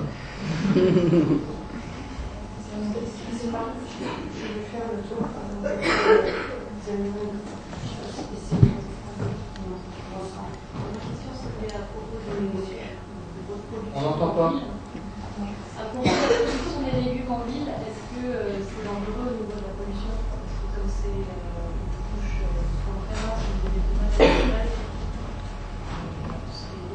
Alors du coup, par rapport aux productions en ville, le premier argument que je dis en général, c'est que on s'inquiète beaucoup de savoir si la ville est sale, mais on s'inquiète pas de savoir l'état de nos campagnes. Donc est-ce qu'il vaut pas mieux manger une tomate avec un peu de dépôt atmosphérique plutôt qu'une tomate avec des pesticides? Voilà. Déjà, ça permet rapidement de résoudre le problème parce on a beaucoup de gens qui nous embêtent avec ce qu'on produit en ville, mais qui pourtant vont acheter chez Lidl. Le deuxième truc, c'est qu'il y a eu donc des analyses qui ont été faites par AgroParisTech INRA sur le toit d'AgroParisTech et qui montrent que de toute façon, même s'il y a des dépôts atmosphériques, à partir du moment où on lave le produit, une partie, c'est plus de 95% des choses sont enlevées. Donc en fait, le problème, si jamais il y avait des dépôts, en fait, il suffit que vous laviez vos légumes, ce qu'on fait quand même assez souvent avant de les cuisiner, il y a très peu de choses à l'intérieur. Le seul risque que vous pouvez avoir en ville, c'est si jamais vous cultivez sur un sol pollué. Et donc là, sol pollué encore aujourd'hui, on se rend compte qu'en fait c'est une thématique où personne ne veut s'aventurer trop dangereusement de manière carrée. Parce qu'en fait un sol, même s'il a de la pollution dedans, on n'est pas sûr qu'il y ait de la pollution dans les légumes, et on n'est pas sûr de quelle partie du légume va être polluée, et on n'est pas sûr de quelle partie vous allez absorber. Pour la faire courte, c'est qu'en gros un sol il a des propriétés, il est plus ou moins acide, il est plus ou moins riche en matière organique, il est plus ou moins irrigué, il va faire plus ou moins chaud dans l'année. Et donc là, à ce moment-là, le plomb, le cadmium, tous ces métaux lourds vont être plus ou moins libres et disponibles. À partir du moment où ils sont libres et disponibles, il faut imaginer que la plante va les absorber. Une tomate, une carotte ne va pas absorber les polluants de la même manière. Et en plus de ça, une fois que le polluant se balade dans la plante, vous avez des mécanismes cellulaires qui font que le cadmium va avoir tendance à aller se fixer par exemple dans les feuilles. Donc là, tant mieux si c'est de la tomate parce que vous ne mangez pas les feuilles. Dommage si c'est de la laitue. Donc c'est des questions qui sont très très sensibles, et donc à sol pollué n'est pas égal non plus légumes pollués. Et une des dernières choses sur lesquelles on travaille aujourd'hui avec AgroParisTech INRA et la plupart des agriculteurs urbains, c'est la notion de prise de risque. C'est-à-dire qu'en fait, effectivement, si demain vous mangez tous les jours de la salade cultivée sur un sol pollué qui libère, il y a des risques que vous ayez des problèmes. Sauf que la plupart de nos consommateurs, en fait, la salade qu'on leur vend, elle est dissoute au milieu de tout un lot d'alimentation autre. Et donc, en fait, le facteur prise de risque est très très faible. Pour se prévenir, je pense qu'il y a quand même moins de risques de consommer ces salades-là que ceux qui sont cultivés conventionnellement. Je pense que les 2-3 un peu de dépôts de qu'on peut laver sont quand même moins risqués que des pesticides. Et le dernier truc, c'est qu'en fait, nous, la totalité de nos substrats sont d'origine bio, et la totalité de nos sols, dans mon collège notamment, on fait l'objet de 60 prélèvements de sol qui ont montré qu'on n'a pas de traces de pollution dans les sols. Donc, de toute façon, on ne prend pas de risque au niveau des cultures. Donc il y a une sensibilisation justement sur la pollution dans les écoles. Du coup, moi, la totalité des enfants qui cultivent avec moi pourraient vous raconter ce que je viens de dire, mais d'une autre manière, avec les mains. Mais en gros, ils ont compris le principal. Et on essaie auprès des consommateurs de les sensibiliser à ça. Et de toute façon, la solution là-dessus, elle est sur la diminution du trafic automobile en ville. Il y a deux questions d'ici devant depuis longtemps, et après je vous laisse gérer peut-être là-bas parce que comme ça marche pas. Oui, non, ça marche pas. Bon, concernant les graines bio pour les agriculteurs bio, les professionnels, comment ils font alors ils font tous sur le catalogue, mais c'est restreint sur le catalogue concernant les graines. Ou alors il y a beaucoup de trafic entre agriculteurs bio? Non, c'est restreint et beaucoup font de UF1, les agriculteurs bio. C'est autorisé donc de UF1 en agriculture bio? Oui. Et une grosse partie des semences bio viennent d'être rachetées par Bayer et Monsanto. De toute façon, le problème de ces agriculteurs, c'est toujours la distribution derrière. Ça sert à rien de produire en quantité de la céréale si vous continuez derrière, vous ne pouvez pas la distribuer sur le réseau. Et malheureusement, l'industrie alimentaire veut également aussi une production homogène et des réseaux. Bref, malheureusement, dans l'immédiat, à moins qu'on recommence à retransformer par nous-mêmes les produits, on va partir sur la construction. Alors là-dessus, du coup, il y a des démarches intéressantes de gros industriels qui commencent enfin à se rendre compte qu'effectivement, c'est eux qui ont quand même imposé l'homogénéité en amont. Et du coup, notamment Bonduel a commencé à travailler sur des capacités à concevoir des outils industriels qui s'adaptent à l'homogénéité. C'est-à-dire que jusqu'à présent, en fait, ils demandaient aux agriculteurs de leur envoyer des haricots verts qui avaient tous la même taille, la même forme et tout ça. Et donc derrière, ça veut dire que pour produire ces haricots verts-là, on met des pesticides, des engrais et tout ce qu'on veut. Et en fait, ils se rendent compte qu'effectivement, déjà, eux, en permettant de créer des outils qui s'adaptent, ils vont peut-être imposer moins de conditions. Donc on peut avoir aussi des chemins maintenant un peu inverses, avec des avals qui commencent à essayer de remettre de la souplesse. Par rapport aux agriculteurs bio et aux semences, je pense que ça dépend quand même beaucoup de l'agriculture bio dont on parle. L'agriculture bio qui vient effectivement d'Espagne et qui est emballée sous vide, il n'y a pas de souci, elle est F1, on ne se pose même pas la question. L'agriculteur bio quand même qui est en général en AMAP, qui est à 1,5 hectare et qui vend, qui est en périphérie de Montpellier, de Lyon, de je ne sais quelle ville, il y a quand même de fortes chances qu'ils se fournissent chez des artisans semenciers bio, chez Semaille, chez des boîtes comme Germinante ou des choses comme ça. En tout cas, ceux qu'on a rencontrés, nous, c'était le cas. Et là, du coup, vous êtes sur de la semence bio fabriquée en France par des gens qui font du bio artisanal. Et donc là, un des échelons quand même qui est intéressant, c'est l'artisan semencier bio. C'est quelqu'un qui fait ça en tant que professionnel, mais qui, par contre, se dédie à cette activité-là, qui est quand même très technique. Et alors, je reviens à la question du catalogue. Ces semenciers, ils arrivent à faire de la semence bio, pas F1, qui est sur le catalogue ou... Ouais, c'est ça. Ouais. Okay. Oui, ils sont obligés de toute façon. Sauf que ils ont moins de possibilités de diffusion des semences, mais moi je connais pas tout le réseau des maraîchers, mais heureusement qu'il y a tous ces maraîchers éthiques qui cherchent justement ces semences traditionnelles. Mais après, quand on passe à un degré supérieur de production bio, il n'y a qu'à voir le catalogue de toute façon. Il y a vous jeter un coup d'œil sur le catalogue et vous verrez bien ce qu'on trouve, quoi. Après, il est impossible de sortir de l'aubergine non hybride F1 par exemple en Ile-de-France. Je connais pas un maraîcher qui a réussi à faire de l'aubergine. Et donc la seule moyen de faire de l'aubergine, si vous avez un maraîcher qui est en Ile-de-France et qui produit l'aubergine, c'est qu'il a de la F1. Et c'est en ça quand même que la F1 des fois a des intérêts. C'est indéniable sur certaines. Légalement ou techniquement ? Techniquement, on n'arrive pas. Par exemple, moi j'ai tenté encore cette année. J'ai des plants d'aubergine F1, j'ai des plants d'aubergine de variétés anciennes. J'ai pas eu un fruit sur mes variétés d'aubergine anciennes. Parce que justement, l'hybridation permet quand même à un moment d'arriver à des solutions de productivité, que ce soit par rapport aux températures, à des choses comme ça en fait. Il suffit qu'il y ait un des pieds mers qui soit. Après, se permettre des petits cadeaux, genre je veux des aubergines, je vais craquer pour du F1. Mais le problème, c'est qu'après, on craque pour l'aubergine, on craque pour la tomate parce qu'elle va être plus résistante, après on va craquer pour le melon parce qu'il va être plus productif, après on va craquer pour les carottes, et puis au bout d'un moment, on n'a plus d'autonomie, quoi.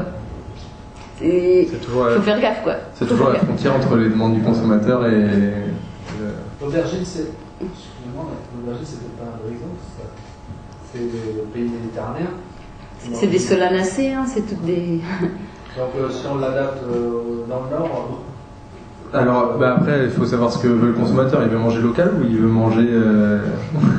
Est-ce que tout le monde ici dans la salle est prêt à se priver de la totalité des légumes du soleil? Je ne suis pas sûr. On a quand même... il y a les serres aussi. On a les serres, après on a quand même des climats, je veux dire en Ile-de-France, on n'a pas le climat du maraîchage au top, quoi. Non, mais si le problème de l'aubergine pas F1, c'est qu'on ne peut pas s'il faut avoir des vraies aubergines pas F1, de se contenter de les faire venir de Méditerranée, moi ça ne me pose pas trop de problème. Oui, mais alors là, on délocalise complètement, c'est un autre problème. De toute façon, c'est la question de l'agriculture et de l'agronomie, c'est que c'est un problème global et qu'il faudra trancher un moment. Enfin, en gros, ce que vous dites, c'est que vous préférez faire venir un camion ou un train de là-bas. Moi, je vous dis, je préfère mettre un hybride ici. Et je pense qu'on a tous les deux raison. Ça dépend le facteur qu'on choisit. S'il est social, environnemental. Je me contenterai de ne pas manger d'hybride ou de pas manger d'hybride ou de pas manger d'aubergine. Mais on peut faire des aubergines en serre. Hein. Oui, mais polliniser aussi. À polliniser, à féconder en tout cas. Elle est assez auto-féconde. Enfin, j'ai pas de fruits moi sur celle-là. T'as pas de fruits? Mais c'est parce qu'il y a dû y avoir en serre? Ouais, en serre. Pas de fruits. Chez les maraîchers qui sont Vitry-sur-Seine et tout, pas de fruits. Hein. Sinon après, il faut mettre un petit essaim. Ils en ont, et ça n'a pas marché non plus? Non mais moi je peux pas donner mon opinion parce que je pars dans l'extrémisme, mais toutes ces solanacées qui nous prennent la tête, à un moment donné, il faudra les manger comme du luxe, quoi. Et arrêter de les consommer compulsivement, parce que c'est ce qui nous donne le plus de casse-tête aux maraîchers, ceux qui sont d'origine tropicale, quoi. Les tomates, les poivrons, les aubergines, tout ça, c'est ce qu'il y a de plus compliqué à cultiver, c'est ce qui demande le plus de traitement. Donc, il va falloir être raisonnable à un moment donné. Parce qu'on peut pas se dire le client veut ce type de légumes, donc on fait du F1, et du coup, on prend à quel moment on compte notre autonomie? On reste sur le cercle vicieux consommateur-producteur. Après, ça dépend dans quel. Quand tu parles de casquette, là, ça dépend quelle casquette il te met.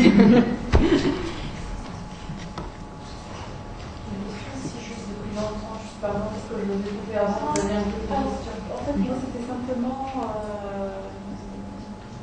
si on peut donner les horaires pour dimanche, le métro, enfin, où il faut aller. Alors, je vous donne tous les détails techniques maintenant, vous êtes prêts à noter.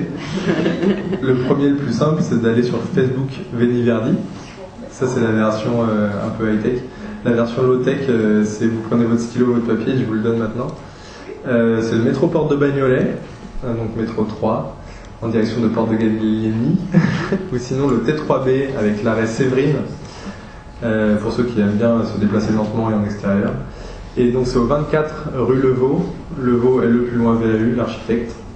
Et c'est donc de 11h à 17h, au collège Pierre Mendès France. Ceux qui ont envie d'arriver à 11h avec un pique-nique à partager, vous êtes les bienvenus. Ceux qui ont envie de venir juste chiller l'après-midi, vous êtes les bienvenus. Ceux qui ont envie de venir en tenue et labourer, retourner une partie de l'herbe pour qu'on mette du maraîchage dessus, vous êtes les bienvenus aussi. Vous avez des grelinettes? Et là, je vais me faire taper dessus. J'ai pas encore de grelinettes parce que j'ai pas eu le budget pour l'acheter dans la vie. Du coup, je bosse à la bêche, mais bon, ça fait son effet aussi. Pour retourner des pelouses où il y a du chien-dent, il y a un moment, il faut être un peu radical. Nous aussi, on utilise des fourches bêches. Oui. J'ai une question. Et après. Oui, et puis après. Un peu bête, je ne connais pas grand-chose. Je me suis souvent demandé si une tomate qui avait du goût avait plus de qualité nutritionnelle qu'une tomate qui n'en avait pas de supermarché. Je me demandais en fait s'il y avait un lien. Alors la qualité nutritionnelle, c'est le type de terre et le soleil qui va lui donner à quel moment tu la récoltes. Après, il y a des tomates de variété ancienne qui n'ont pas forcément un goût super agréable, mais qui vont avoir des qualités nutritives. Alors le goût, c'est un plus, et la qualité nutritive, ça va être la façon qu'elle a été cultivée et récoltée. Ce qu'on achète en grande surface, le problème, c'est la façon dont on est cultivé, qu'elles sont récoltées très tôt, donc pas le temps de mûrir et d'acquérir leurs nutriments. C'est surtout ça la problématique. Elles mûrissent dans des chambres froides. Oui, c'est pour ça qu'elles n'ont pas de goût. Oui, elles n'ont pas de goût. Et là-dessus, il y a deux types de nutriments qu'il faut toujours avoir en tête, que le vivant, à chaque fois, il y a la partie minérale du vivant et la partie organique du vivant. Et donc là-dessus, pour une tomate, si on considère les micronutriments, finalement, qu'importe le moment où vous la prenez, la tomate, ils seront là, le fer, les choses comme ça. Par contre, si on parle de tout ce qui est plutôt organique, donc des vitamines, des choses comme ça c'est des processus biologiques. Et donc là, il y a quand même de fortes chances qu'en la prenant en verte, les processus biologiques ne soient pas arrivés au bout et qu'effectivement, elle vous apporte moins de trucs qu'une rouge. Et le rouge vient de manière naturelle ou non. Et quand même, quand il vient de manière naturelle et qu'il a été cueilli mûr, il y a de fortes chances aussi là que ça soit plus riche en tout cas. Il y a des études actuellement qui bougent beaucoup et on parle des aliments creux. Justement, tout ce qui est en train de circuler au niveau des grandes surfaces, ils sont en train de constater que ils ont plus de nutriments. Ouais. La plupart des légumes conventionnels sont cueillis avant maturité pour le transport et la conservation. Et là-dessus, ce qu'il ne faut pas oublier aussi, quand même, un des avantages, parce qu'il y a eu à un moment une pomme là, qui tournait sur les réseaux sociaux, une pomme d'il y a 30 ans équivaut à 30 pommes d'aujourd'hui, ce qui était en fait un calcul qui était d'ailleurs assez foireux. Mais il y a quand même un fond de pensée à avoir là-dessus, c'est qu'en fait, quand on a pris nos variétés anciennes dans les débuts des années 1900 en France, et qu'on a fait ce qu'on appelle le premier goulot d'étranglement génétique. C'est-à-dire qu'en fait, avant la Première Guerre mondiale, il y a déjà eu un moment où en fait on a pris en gros 60% de nos variétés et hop, on les a oubliées. Première Guerre mondiale, Deuxième Guerre mondiale, en deux sorties de la Deuxième Guerre mondiale, on refait la même chose. Donc là déjà, vous imaginez les fameux 75% qui dégagent. Au moment où les instituts de recherche ont fait ça à l'époque, et on ne peut pas leur en vouloir parce qu'ils n'avaient pas les outils pour vraiment avoir déjà visé là-dessus, c'est qu'ils ont choisi le blé, toutes ces variétés-là, sur les facteurs de productivité. Comment ils choisissaient les facteurs de productivité? C'était simple, ils faisaient ce qu'on appelle le toute chose égale par ailleurs. Donc vous mettez beaucoup d'eau, vous mettez beaucoup d'azote, vous mettez beaucoup de phosphore, beaucoup de potassium, et vous voyez celle qui produit le plus. Vous prenez celle qui produit le plus et vous faites la même chose. Sauf qu'en faisant ça, ce qu'ils ont oublié, c'est qu'il y avait quand même un truc qui nous intéressait dans tout ça, normalement, c'était les nutriments et c'était le goût des choses. Et donc en fait, à avoir sélectionné pendant plusieurs dizaines d'années avec le toute chose égale par ailleurs, on en a oublié quand même en général un autre, qui était le goût et les nutriments. Et donc ce qui se passe aujourd'hui, c'est que vous avez notamment beaucoup de paysans boulangers qui refont de la sélection de variétés de blé à partir de variétés anciennes, en essayant effectivement d'avoir des variétés qui produisent plus, parce que c'est quand même le but d'un agriculteur et qui veut nourrir sa population, c'est de produire plus, mais sans faire le toute chose égale par ailleurs. C'est-à-dire qu'ils s'amusent à mettre pas forcément de l'eau, pas forcément de l'azote, et en plus de ça, qu'est-ce qu'ils regardent? Ils regardent le goût du pain et ils regardent les nutriments qu'il y a dedans. Donc en fait, on peut reprendre la sélection et l'amener d'une manière autre, et justement en prenant en compte ces nutriments. Et un des gros avantages qu'on a aujourd'hui pour faire ça, même en laboratoire, et l'INRA se penche dessus de manière sérieuse, c'est l'informatique. À partir du moment où vous avez un outil informatique qui est capable de calculer très vite, vous pouvez vous permettre de faire 1000 placettes avec des conditions différentes, et qu'en fait à la fin on sache celle qui a le besoin de moins d'eau, le moins d'azote. Voilà. Tu avais une question? Tu avais une question? J'ai une question, je voudrais revenir sur l'annuaire de semences, parce que je ne comprends pas, j'arrive pas à comprendre en fait à quoi ça sert d'imposer cette contrainte aux agriculteurs. Le catalogue officiel? Oui, le catalogue officiel des semences, en fait. Eux, ils disent que c'est pour empêcher que tout et n'importe quoi circule, que les variétés se mélangent, que... Mais ça a toujours fonctionné comme ça. Oui, mais ça, ils ont oublié. Ils ont oublié que c'est nos ancêtres qui ont créé les semences, les variétés. Et ce que je ne comprends pas aussi, c'est que les semences, quelque part, même celles qu'on crée, sont destinées à évoluer, elles ne peuvent pas rester uniques, d'après ce que je comprends. Mais les semences, c'est le patrimoine de la terre, c'est même pas le patrimoine de l'humanité, c'est le patrimoine de la terre. C'est intouchable. Une pomme, par exemple, la pomme d'un arbre ne va pas donner un arbre identique à l'arbre dont elle tombe. Non. Parce qu'il y a de l'évolution du vivant. Il faut greffer cet arbre pour obtenir exactement le même arbre. Donc une semence d'une espèce de pomme, ça correspond à quoi au final? Alors du coup là-dessus, juste un petit éclairage historique qui est le même en fait que l'agriculture aujourd'hui. Ce qu'il faut bien comprendre avec le catalogue d'inscription, quand on dit quand tout à l'heure elle disait le gouvernement, c'est pas le gouvernement Hollande, c'est encore moins le gouvernement Sarkozy. Il faut reprendre sortie de guerre mondiale. Toute l'agriculture aujourd'hui, il faut la reprendre au regard de la sortie de la guerre mondiale et se dire qu'en fait le problème qu'on a avec l'agriculture française aujourd'hui, c'est qu'elle a continué sur une voie et qu'elle ne s'est pas adaptée à ce que lui demande aujourd'hui la société. Donc surtout ne jamais penser qu'un agriculteur est con, il n'y a pas d'agriculteur con en France.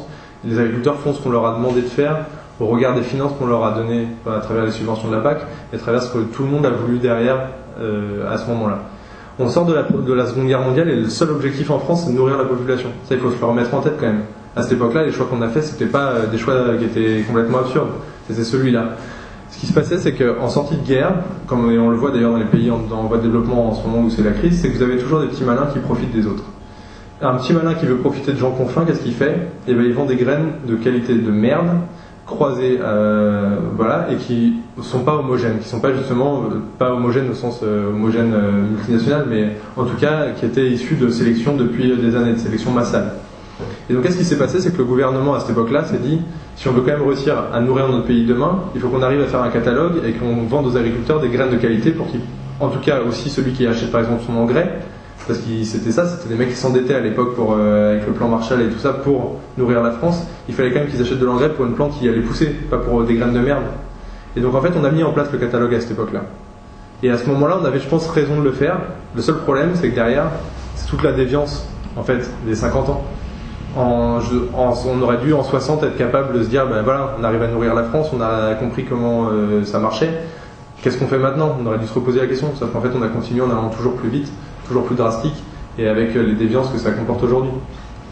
Et avec toujours ce côté aussi oligopole. C'est que tant qu'on avait en France, je ne sais pas combien d'acteurs de la semence différents, c'était peut-être pas si pire. À partir du moment où aujourd'hui, de toute façon, tous les artisans semenciers ont tous été rachetés par de grandes firmes, là, l'inquiétude, elle est vraiment grande. Donc voilà, faut toujours se dire qu'il y a quand même des éclairages historiques en fait de ces phénomènes-là. Oui, et on peut les comprendre. Le problème, c'est que, ok, s'ils veulent un catalogue, pourquoi pas. Mais quelle est la raison qui fait qu'ils interdisent aussi que le reste circule? C'est ça qui est inquiétant. Oui. Et puis, si vous avez l'occasion, allez voir ce documentaire, La semence dans tous ses états. C'est vraiment vicieux. Au niveau des OGM, on sort la législation ne reconnaît que les semences OGM où il y a la transgénèse. Donc il y a un gène étranger à l'espèce qui a été incorporé dans la semence. Mais tout ce qui est autre phénomène de mutagénèse et tout ça, où moi je ne suis pas assez scientifique pour rentrer dans des termes précis, mais on va manipuler les semences de façon qu'elles résistent au Roundup. Comme ce n'est pas de la transgénèse, ce n'est pas reconnu juridiquement. Donc actuellement, nous consommons des céréales qui sont traitées avec des pesticides et qui ne sont pas reconnus, qui sont traitées. La semence résiste aux pesticides parce qu'elles ont été manipulées. Et ce n'est pas reconnu, et il n'y a même pas de tests de santé qui ont été faits sur ces semences. Donc, après, il y a des tests qui ont été faits par d'autres professionnels où c'est reconnu maintenant qu'on peut choper des cancers et des tumeurs par ce type de manipulation. Donc après, moi je dis c'est un peu sauf qui peut actuellement. Hein. On communique, mais il y a tellement de merde partout que moi je vous dis faites gaffe quoi. Prenez-vous en main. Si je peux me permettre, pour compléter je vais essayer, je ne suis pas sûr de ne pas t'appuyer, mais cette homogénéisation, j'ai du mal à comprendre, parce que dans longtemps je ne suis pas sûr d'accord. Non, c'est normal. C'est une sorte de norme qui correspond à la mondialisation et l'industrialisation de cette production de semences. Ça a commencé il y a une centaine d'années. 1932, non? Même avant. Ah oui, avant c'était, d'une autre façon. Ouais. 1880, non. Moi, je me souviens qu'à Saint-Rémy-de-Provence, que j'ai fréquenté, c'était une spécialité de Saint-Rémy-de-Provence, c'était des graines de potagères et de fleurs qui étaient vendues aux États-Unis, en Pologne, en Russie. Donc déjà vers 1880, 1900, je ne sais plus exactement. Et donc c'est une longue histoire. Et que ces homogénéations sont comme des normes et qui sont faites pour les ventes à longue distance, pour le grand commerce, pour l'industrialisation. Et que ceux qui veulent échanger à courte distance, pour le local, subissent la loi de la mondialisation. C'est-à-dire que ces normes sont faites pour l'industrie, mais pas pour l'artisanat. Après, ça dépend dans quel volet. Mais ça dépend dans quel volet vous mettez l'artisanal, parce que le maraîcher qui a une AMAP, pour vous, c'est un professionnel ou un artisan? C'est un professionnel et un artisan. L'artisan est un professionnel. D'accord. Mais là, du coup, il rentre dans la réglementation. Les normes, c'est fait pour la confiance. On vend un sachet, on produit en France, on vend aux États-Unis par exemple. Celui qui achète aux États-Unis, il doit avoir la garantie que la germination va se passer comme ce qui est écrit sur l'étiquette. Oui. Garantie par le gouvernement français, l'Union européenne. Oui. C'est fait pour ça. Parce que la confiance, c'est dans le papier. Alors qu'entre un agriculteur ou deux agriculteurs ou quelqu'un qui jardine dans sa banlieue. D'accord, la traçabilité dont vous parlez. On se connaît éventuellement parce qu'on habite dans la même région.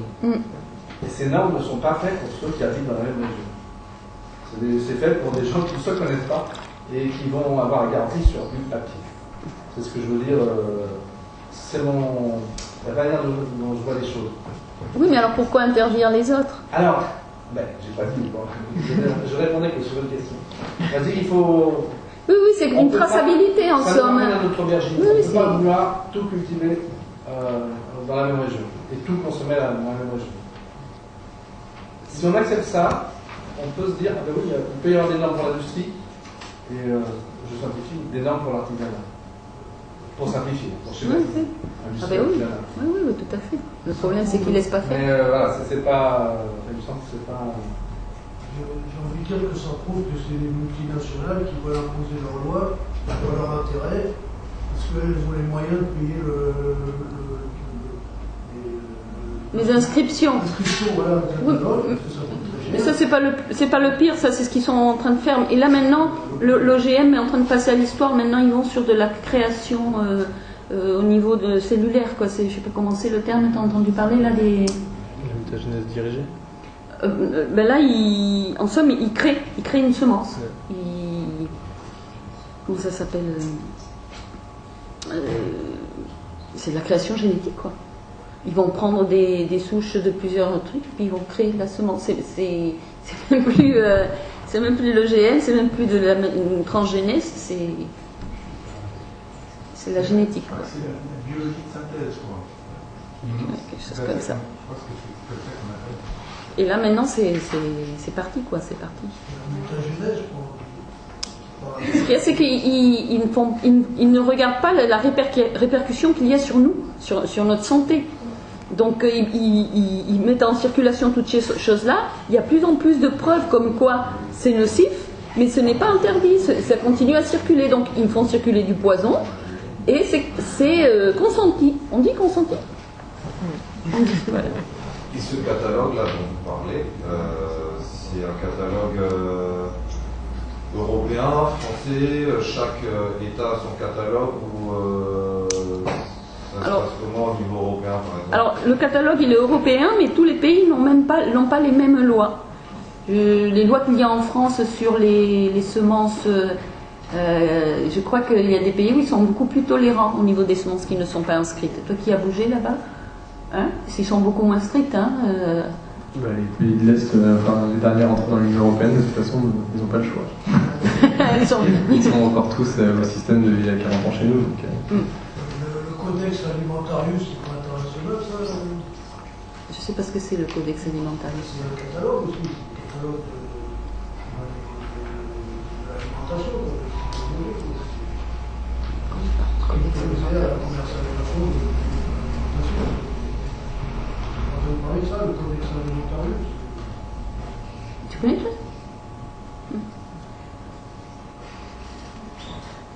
Norme internationale.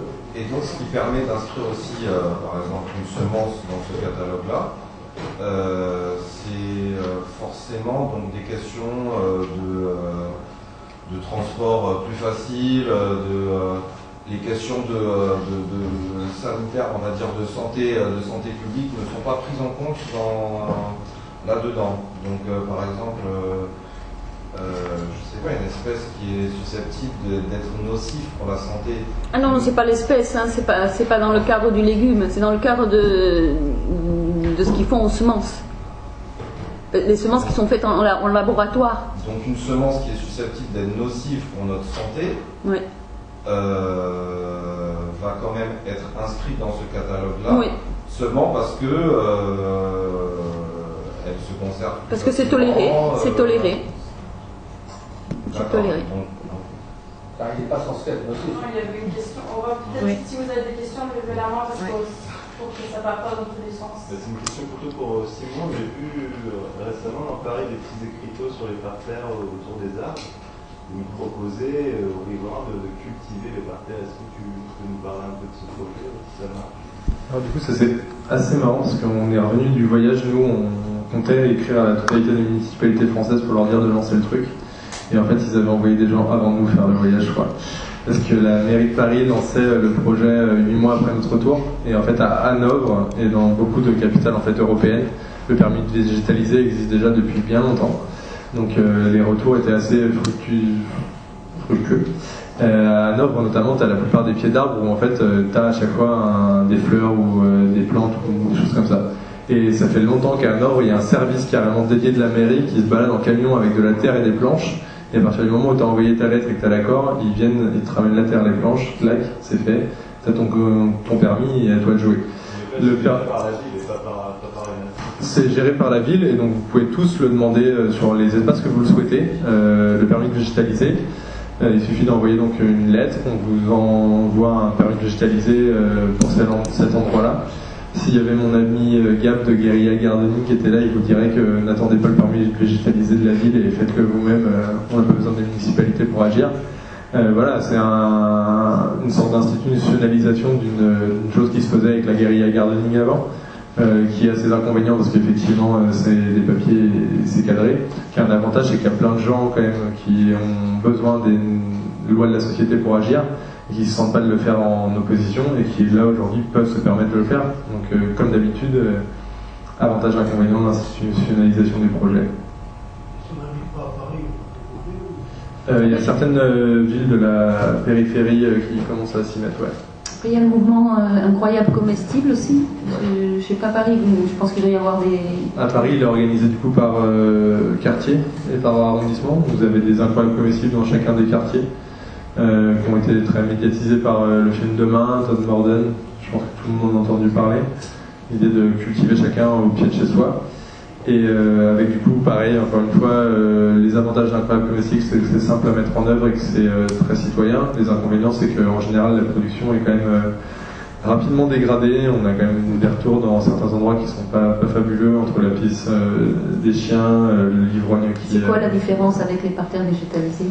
Et alors du coup, les Incroyables Comestibles, c'est le nom du mouvement. Les permis de végétaliser, c'est la mairie qui met à disposition ces espaces en fait. Mais c'est pas vandalisé ceux-là? Et ceux-là peuvent être aussi, avec quand même en général, vu qu'il y a des pieds d'arbres et que c'est pas des petits bacs, en fait les gens ont tendance à moins les attaquer, parce que c'est un pied d'arbre, en fait ils s'en rendent moins compte. Le fait de faire un bac Incroyable Comestible, ça marque la chose. C'est intégré dans l'arbre et du coup... Et donc, voilà. Ce qu'il faut se dire, c'est quand même le gros avantage moi, je vois du permis de végétaliser, c'est que quand même les grilles de pieds d'arbres en fonte de la mairie de Paris, c'est quand même pas toujours très sexy. Et puis ça avait un gros avantage, c'est que ça limitait le piétinement au pied des arbres, pour qu'en fait justement les racines puissent respirer. Le gros inconvénient, c'est qu'en fait quand on met une grille de fonte sur la 2/3 de la surface, en fait la zone où il peut respirer elle est quand même pas énorme. Donc l'avantage de mettre en moins de la végétalisation maintenant sur toute la totalité du pied d'arbre, c'est que ces arbres-là vont avoir en fait normalement un meilleur développement que les arbres auparavant. Et le deuxième gros avantage, c'est que ça fait autant de surface qu'on peut absorber l'eau de pluie. Et vous n'êtes pas sans savoir que c'est un des gros problèmes de la ville de Paris. C'est de réussir à gérer en fait les épisodes pluviaux qui vont être de plus en plus rares et de plus en plus brutaux. Et à ce titre-là, en fait, nous, c'est aussi une des choses qu'on vend quand on fait des toits végétalisés, c'est qu'en fait, on augmente la rétention en eau sur les toits. En fait, au lieu que ça tombe sur du goudron et que ça part dans les gouttières, nous, avec la terre, avec nos plantes, en fait, le pic de crue, il va être beaucoup plus long, parce que l'eau va finir par y aller, mais en fait, elle va être absorbée par notre éponge, absorbée par nos feuilles, tout ça, et finalement, elle partira peut-être un peu par les gouttières, mais moins nombreuse et dans plus longtemps, quoi. Tous les toits d'ailleurs à ça. Par rapport à la végétalisation, alors du coup c'est un de nos gros défis permanents, c'est de réussir à installer des toits végétaux en termes de portance, en termes d'acceptation sociale, en termes d'accessibilité, parce que des fois on a des toits qui sont super où on pourrait mettre 800 kg au mètre carré, où la personne est d'accord, mais où on nous présente le truc et vous avez à peu près cette hauteur-là de plafond avec une échelle. Et moi, aller cultiver des légumes tous les jours, comme ça, je dis non. Donc après, des fois, on peut réussir à mettre en place des escaliers, des fois, on peut pas. Donc voilà, c'est un défi quotidien de réussir à trouver des espaces cultivés en hauteur. La mairie de Paris nous a quand même grandement simplifié la tâche avec l'appel à projet Pariculteur. Du coup, je sais pas, je pense peut-être qu'on a entendu parler, mais je vous fais un résumé. C'est la mairie de Paris qui a mis à disposition de sa part et de la part de ses partenaires publics et privés, donc ça peut être la Poste, des écoles, des collèges, 47 endroits qui sont dans un appel à projet pour faire de la végétalisation, donc que ce soit juste des fleurs ou de l'agriculture urbaine. Et on avait déposé nos dossiers avant le 4 juillet, et là on est tous un peu au taquet parce qu'on aura les résultats le 4 novembre. Donc, voilà. Comment s'appelle le projet? Pariculteur. Pariculteur. Donc là, premier round cette année, il y aura un deuxième round l'année prochaine, qui en fait vient en réponse à quand même un des objectifs très ambitieux de la mandature Hidalgo, qui est en 2020 100 hectares végétalisés dans Paris, dont 33 en agriculture urbaine. Sachant que j'en parlais avec le chef de cabinet il y a un mois, et qu'en ce moment je crois qu'ils en sont même, je crois que les 47 sites auront été affectés. Ça fera je crois 6 ou 7 hectares. Il va falloir, enfin voilà, 2017, donc en 3 ans, il va falloir y aller. Donc nous, on est contents parce qu'on a du boulot à venir.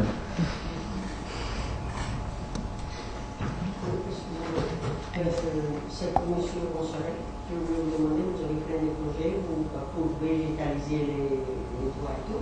Est-ce que vous envisagez, éventuellement, je ne sais pas, de mettre des abeilles, des essaims? Je sais qu'à Paris, il y en a déjà beaucoup. Je sais qu'à la ferme Saint-Marc, il y a aussi, mais il y a des très bons, puisqu'on a une petite qui travaille là-bas, puis on achète. Donc, je pensais, est-ce que vous avez. Ce serait bien, je pense. Alors, puisque éventuellement la ville de Paris peut vous. Je suis assez brutal sur cette question-là, ma réponse est non. Je vais m'expliquer. Quand on a fait le tour d'Europe à vélo, pour la première fois en Bruxelles, on a entendu parler d'une idée qui est le fait qu'à cause du phénomène de mode des abeilles domestiques, donc qui sont en général plusieurs centaines de milliers par ruche, on a dans certaines villes une disparition des abeilles solitaires qui avaient trouvé en fait comme seul refuge les villes, parce qu'en milieu rural, autant dire qu'elles seront dézinguées par les pesticides, et qui du coup en fait s'abritaient dans les banlieues pavillonnaires, dans les villes un peu partout. Et l'arrivée de l'abeille domestique, qui est déjà très nombreuse, très bien organisée, fait qu'en fait on suppose des phénomènes de pression sur les abeilles solitaires. Donc ça c'était en Belgique, donc on avait entendu parler de ça, et le Muséum d'histoire naturelle est aujourd'hui en train de faire des études pour voir s'il y a un phénomène d'exclusion de la part des abeilles domestiques sur l'abeille solitaire ou s'il y a des phénomènes d'inclusion voire d'entraînement. En fait, eux, ils ont pu constater sur certaines colonies le fait que la présence d'abeilles domestiques en nombre avait tendance plutôt à favoriser les abeilles solitaires, assez étonnamment. Il y a des phénomènes de synergie chez les animaux, on en connaît quand même pas mal. Donc ils sont en train d'évaluer ça. Et du coup, là-dessus, ma réponse est non, parce qu'aujourd'hui, à Paris, en tout cas, les abeilles domestiques, déjà, entre elles, sont en concurrence. Tout le monde veut avoir sa ruche. Chaque entreprise privée veut faire son greenwashing avec, chaque école voudra en avoir. Sauf que ce qu'on oublie, c'est que c'est pas avec les géraniums des parterres de la mairie de Paris qu'on va nourrir les abeilles. Et donc moi, mon idée, c'est plutôt de mettre à fond de la ressource mellifère sur mon collège, avec les abeilles du quartier viennent manger chez nous. Si on doit être obligé de nourrir les abeilles en ville avec du sucre, comme on le fait parfois en milieu rural, je vois pas l'intérêt. Donc voilà. Vous êtes chanceux sur Paris parce que ça fait 2 ans d'affilée que j'ai des retours sur la région de Royan où ils n'ont plus de pollinisateurs. Ouais. Moi j'y suis allée, ça fait 2 ans sur un camping alternatif qui était plein de lavande et plein d'arbres à papillons. Je n'ai pas vu une seule abeille et pas un seul papillon. Et cette année j'ai eu un mail d'un monsieur qui fait aussi des semences là-bas. Et il m'a dit, on n'a pas vu ni de bourdon, ni d'abeilles, ni de papillons cette année. Donc, on a de la chance, parce qu'il y a des régions où c'est galère, quoi. Mais en Italie aussi, il y a c'est l'abeille Velutina, et donc elle attaque la guêpe, c'est la guêpe Velutina, et elle fait des ravages avec les abeilles. Mais il y en a pas. En France, on a le frelon asiatique. Oui. C'est celui-là. Ah, mais c'est celui-là, oui. Est-ce qu'à Orient, c'est comme en Chine où ils sont obligés de l'utiliser à la main? Je ne sais pas comment ils font, mais ils doivent s'inquiéter quand même.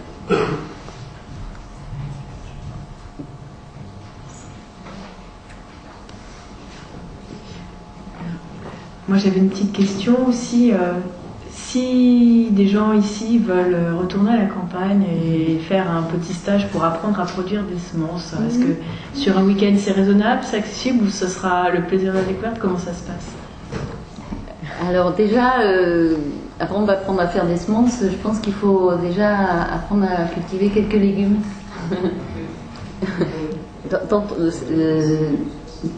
Vous qui êtes ici présent, vous avez déjà fait du jardin? Oui.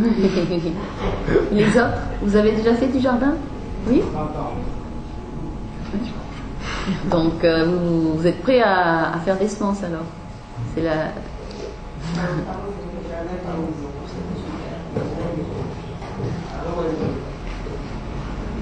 Quand on vient un débat, un apéro thématique comme celui-ci, en repartant, il faut prendre des décisions.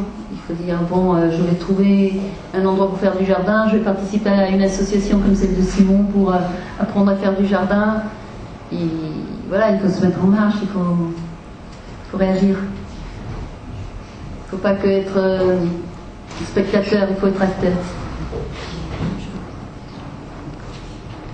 Écoute, j'espère que l'appel sera entendu et que tu auras beaucoup Simon. Et la production en fait, du collège et sur les toits, qu'est-ce qu'elle devient?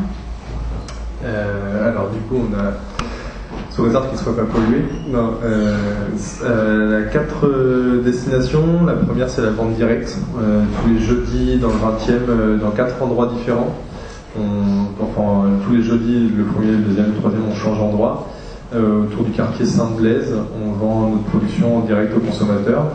La deuxième destination, c'est le café-restaurant associatif Natema, qui est un café-restaurant associatif qui vous sert une entrée, un plat et un dessert pour 10 € et qui fait un rôle superbe avec les enfants du quartier, pas loin aussi de ce quartier-là, auquel on livre une partie de notre production et qui la transforme. La troisième destination, c'est du coup les enfants et les bénévoles qui nous aident.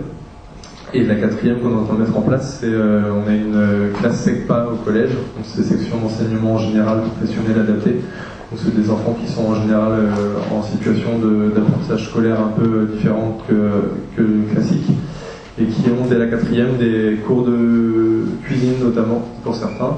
Et donc là en fait on est en train de voir avec eux, en fait ils vont venir au jardin voir les légumes et après ils les cueilleront, enfin ils les récolteront et ils les transformeront derrière. Avec aussi une idée avec eux, c'est qu'on va travailler sur les légumes moches. Et du coup, les légumes que nous, normalement, on les vend en fait en direct. C'est quoi les légumes moches?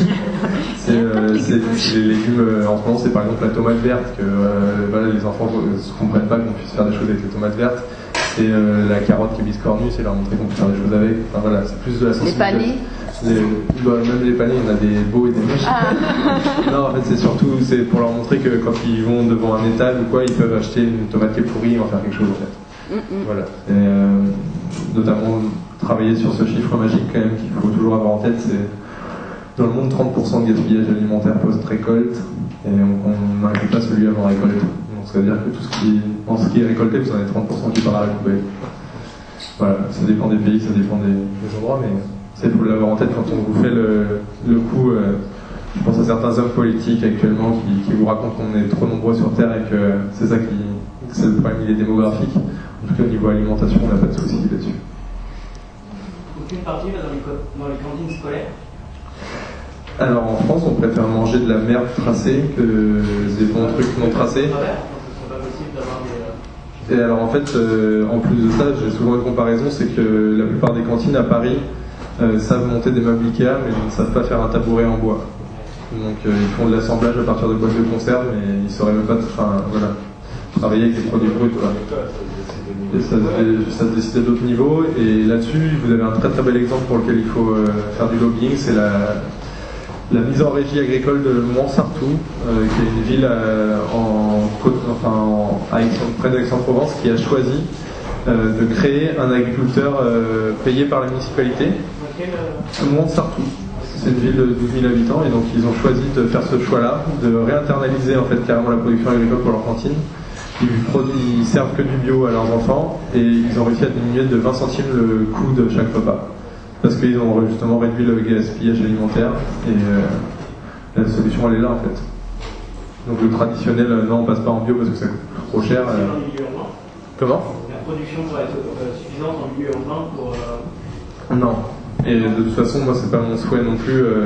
Quand je fais de l'agriculture urbaine c'est pour sensibiliser des gens à l'agriculture rurale et qu'ils y retournent, pour donner des valeurs pédagogiques et éducatives, mais je ne veux pas espérer qu'on puisse tout produire en ville. On a trop de campagnes qui se désertifient actuellement en France et l'idée c'est plutôt d'aller les densifier et d'être en fait on va dire un tremplin quoi, pour ces personnes qui en ont envie. Et notre rêve profond avec Niverdi, c'est qu'on ait des gamins qui aujourd'hui soient dans mon jardin et demain, dans 5 ans, me rappellent et me disent tiens Simon, tu viens visiter ma ferme, le jour où on aura le premier gamin qui nous appellera comme ça, on aura gagné quoi.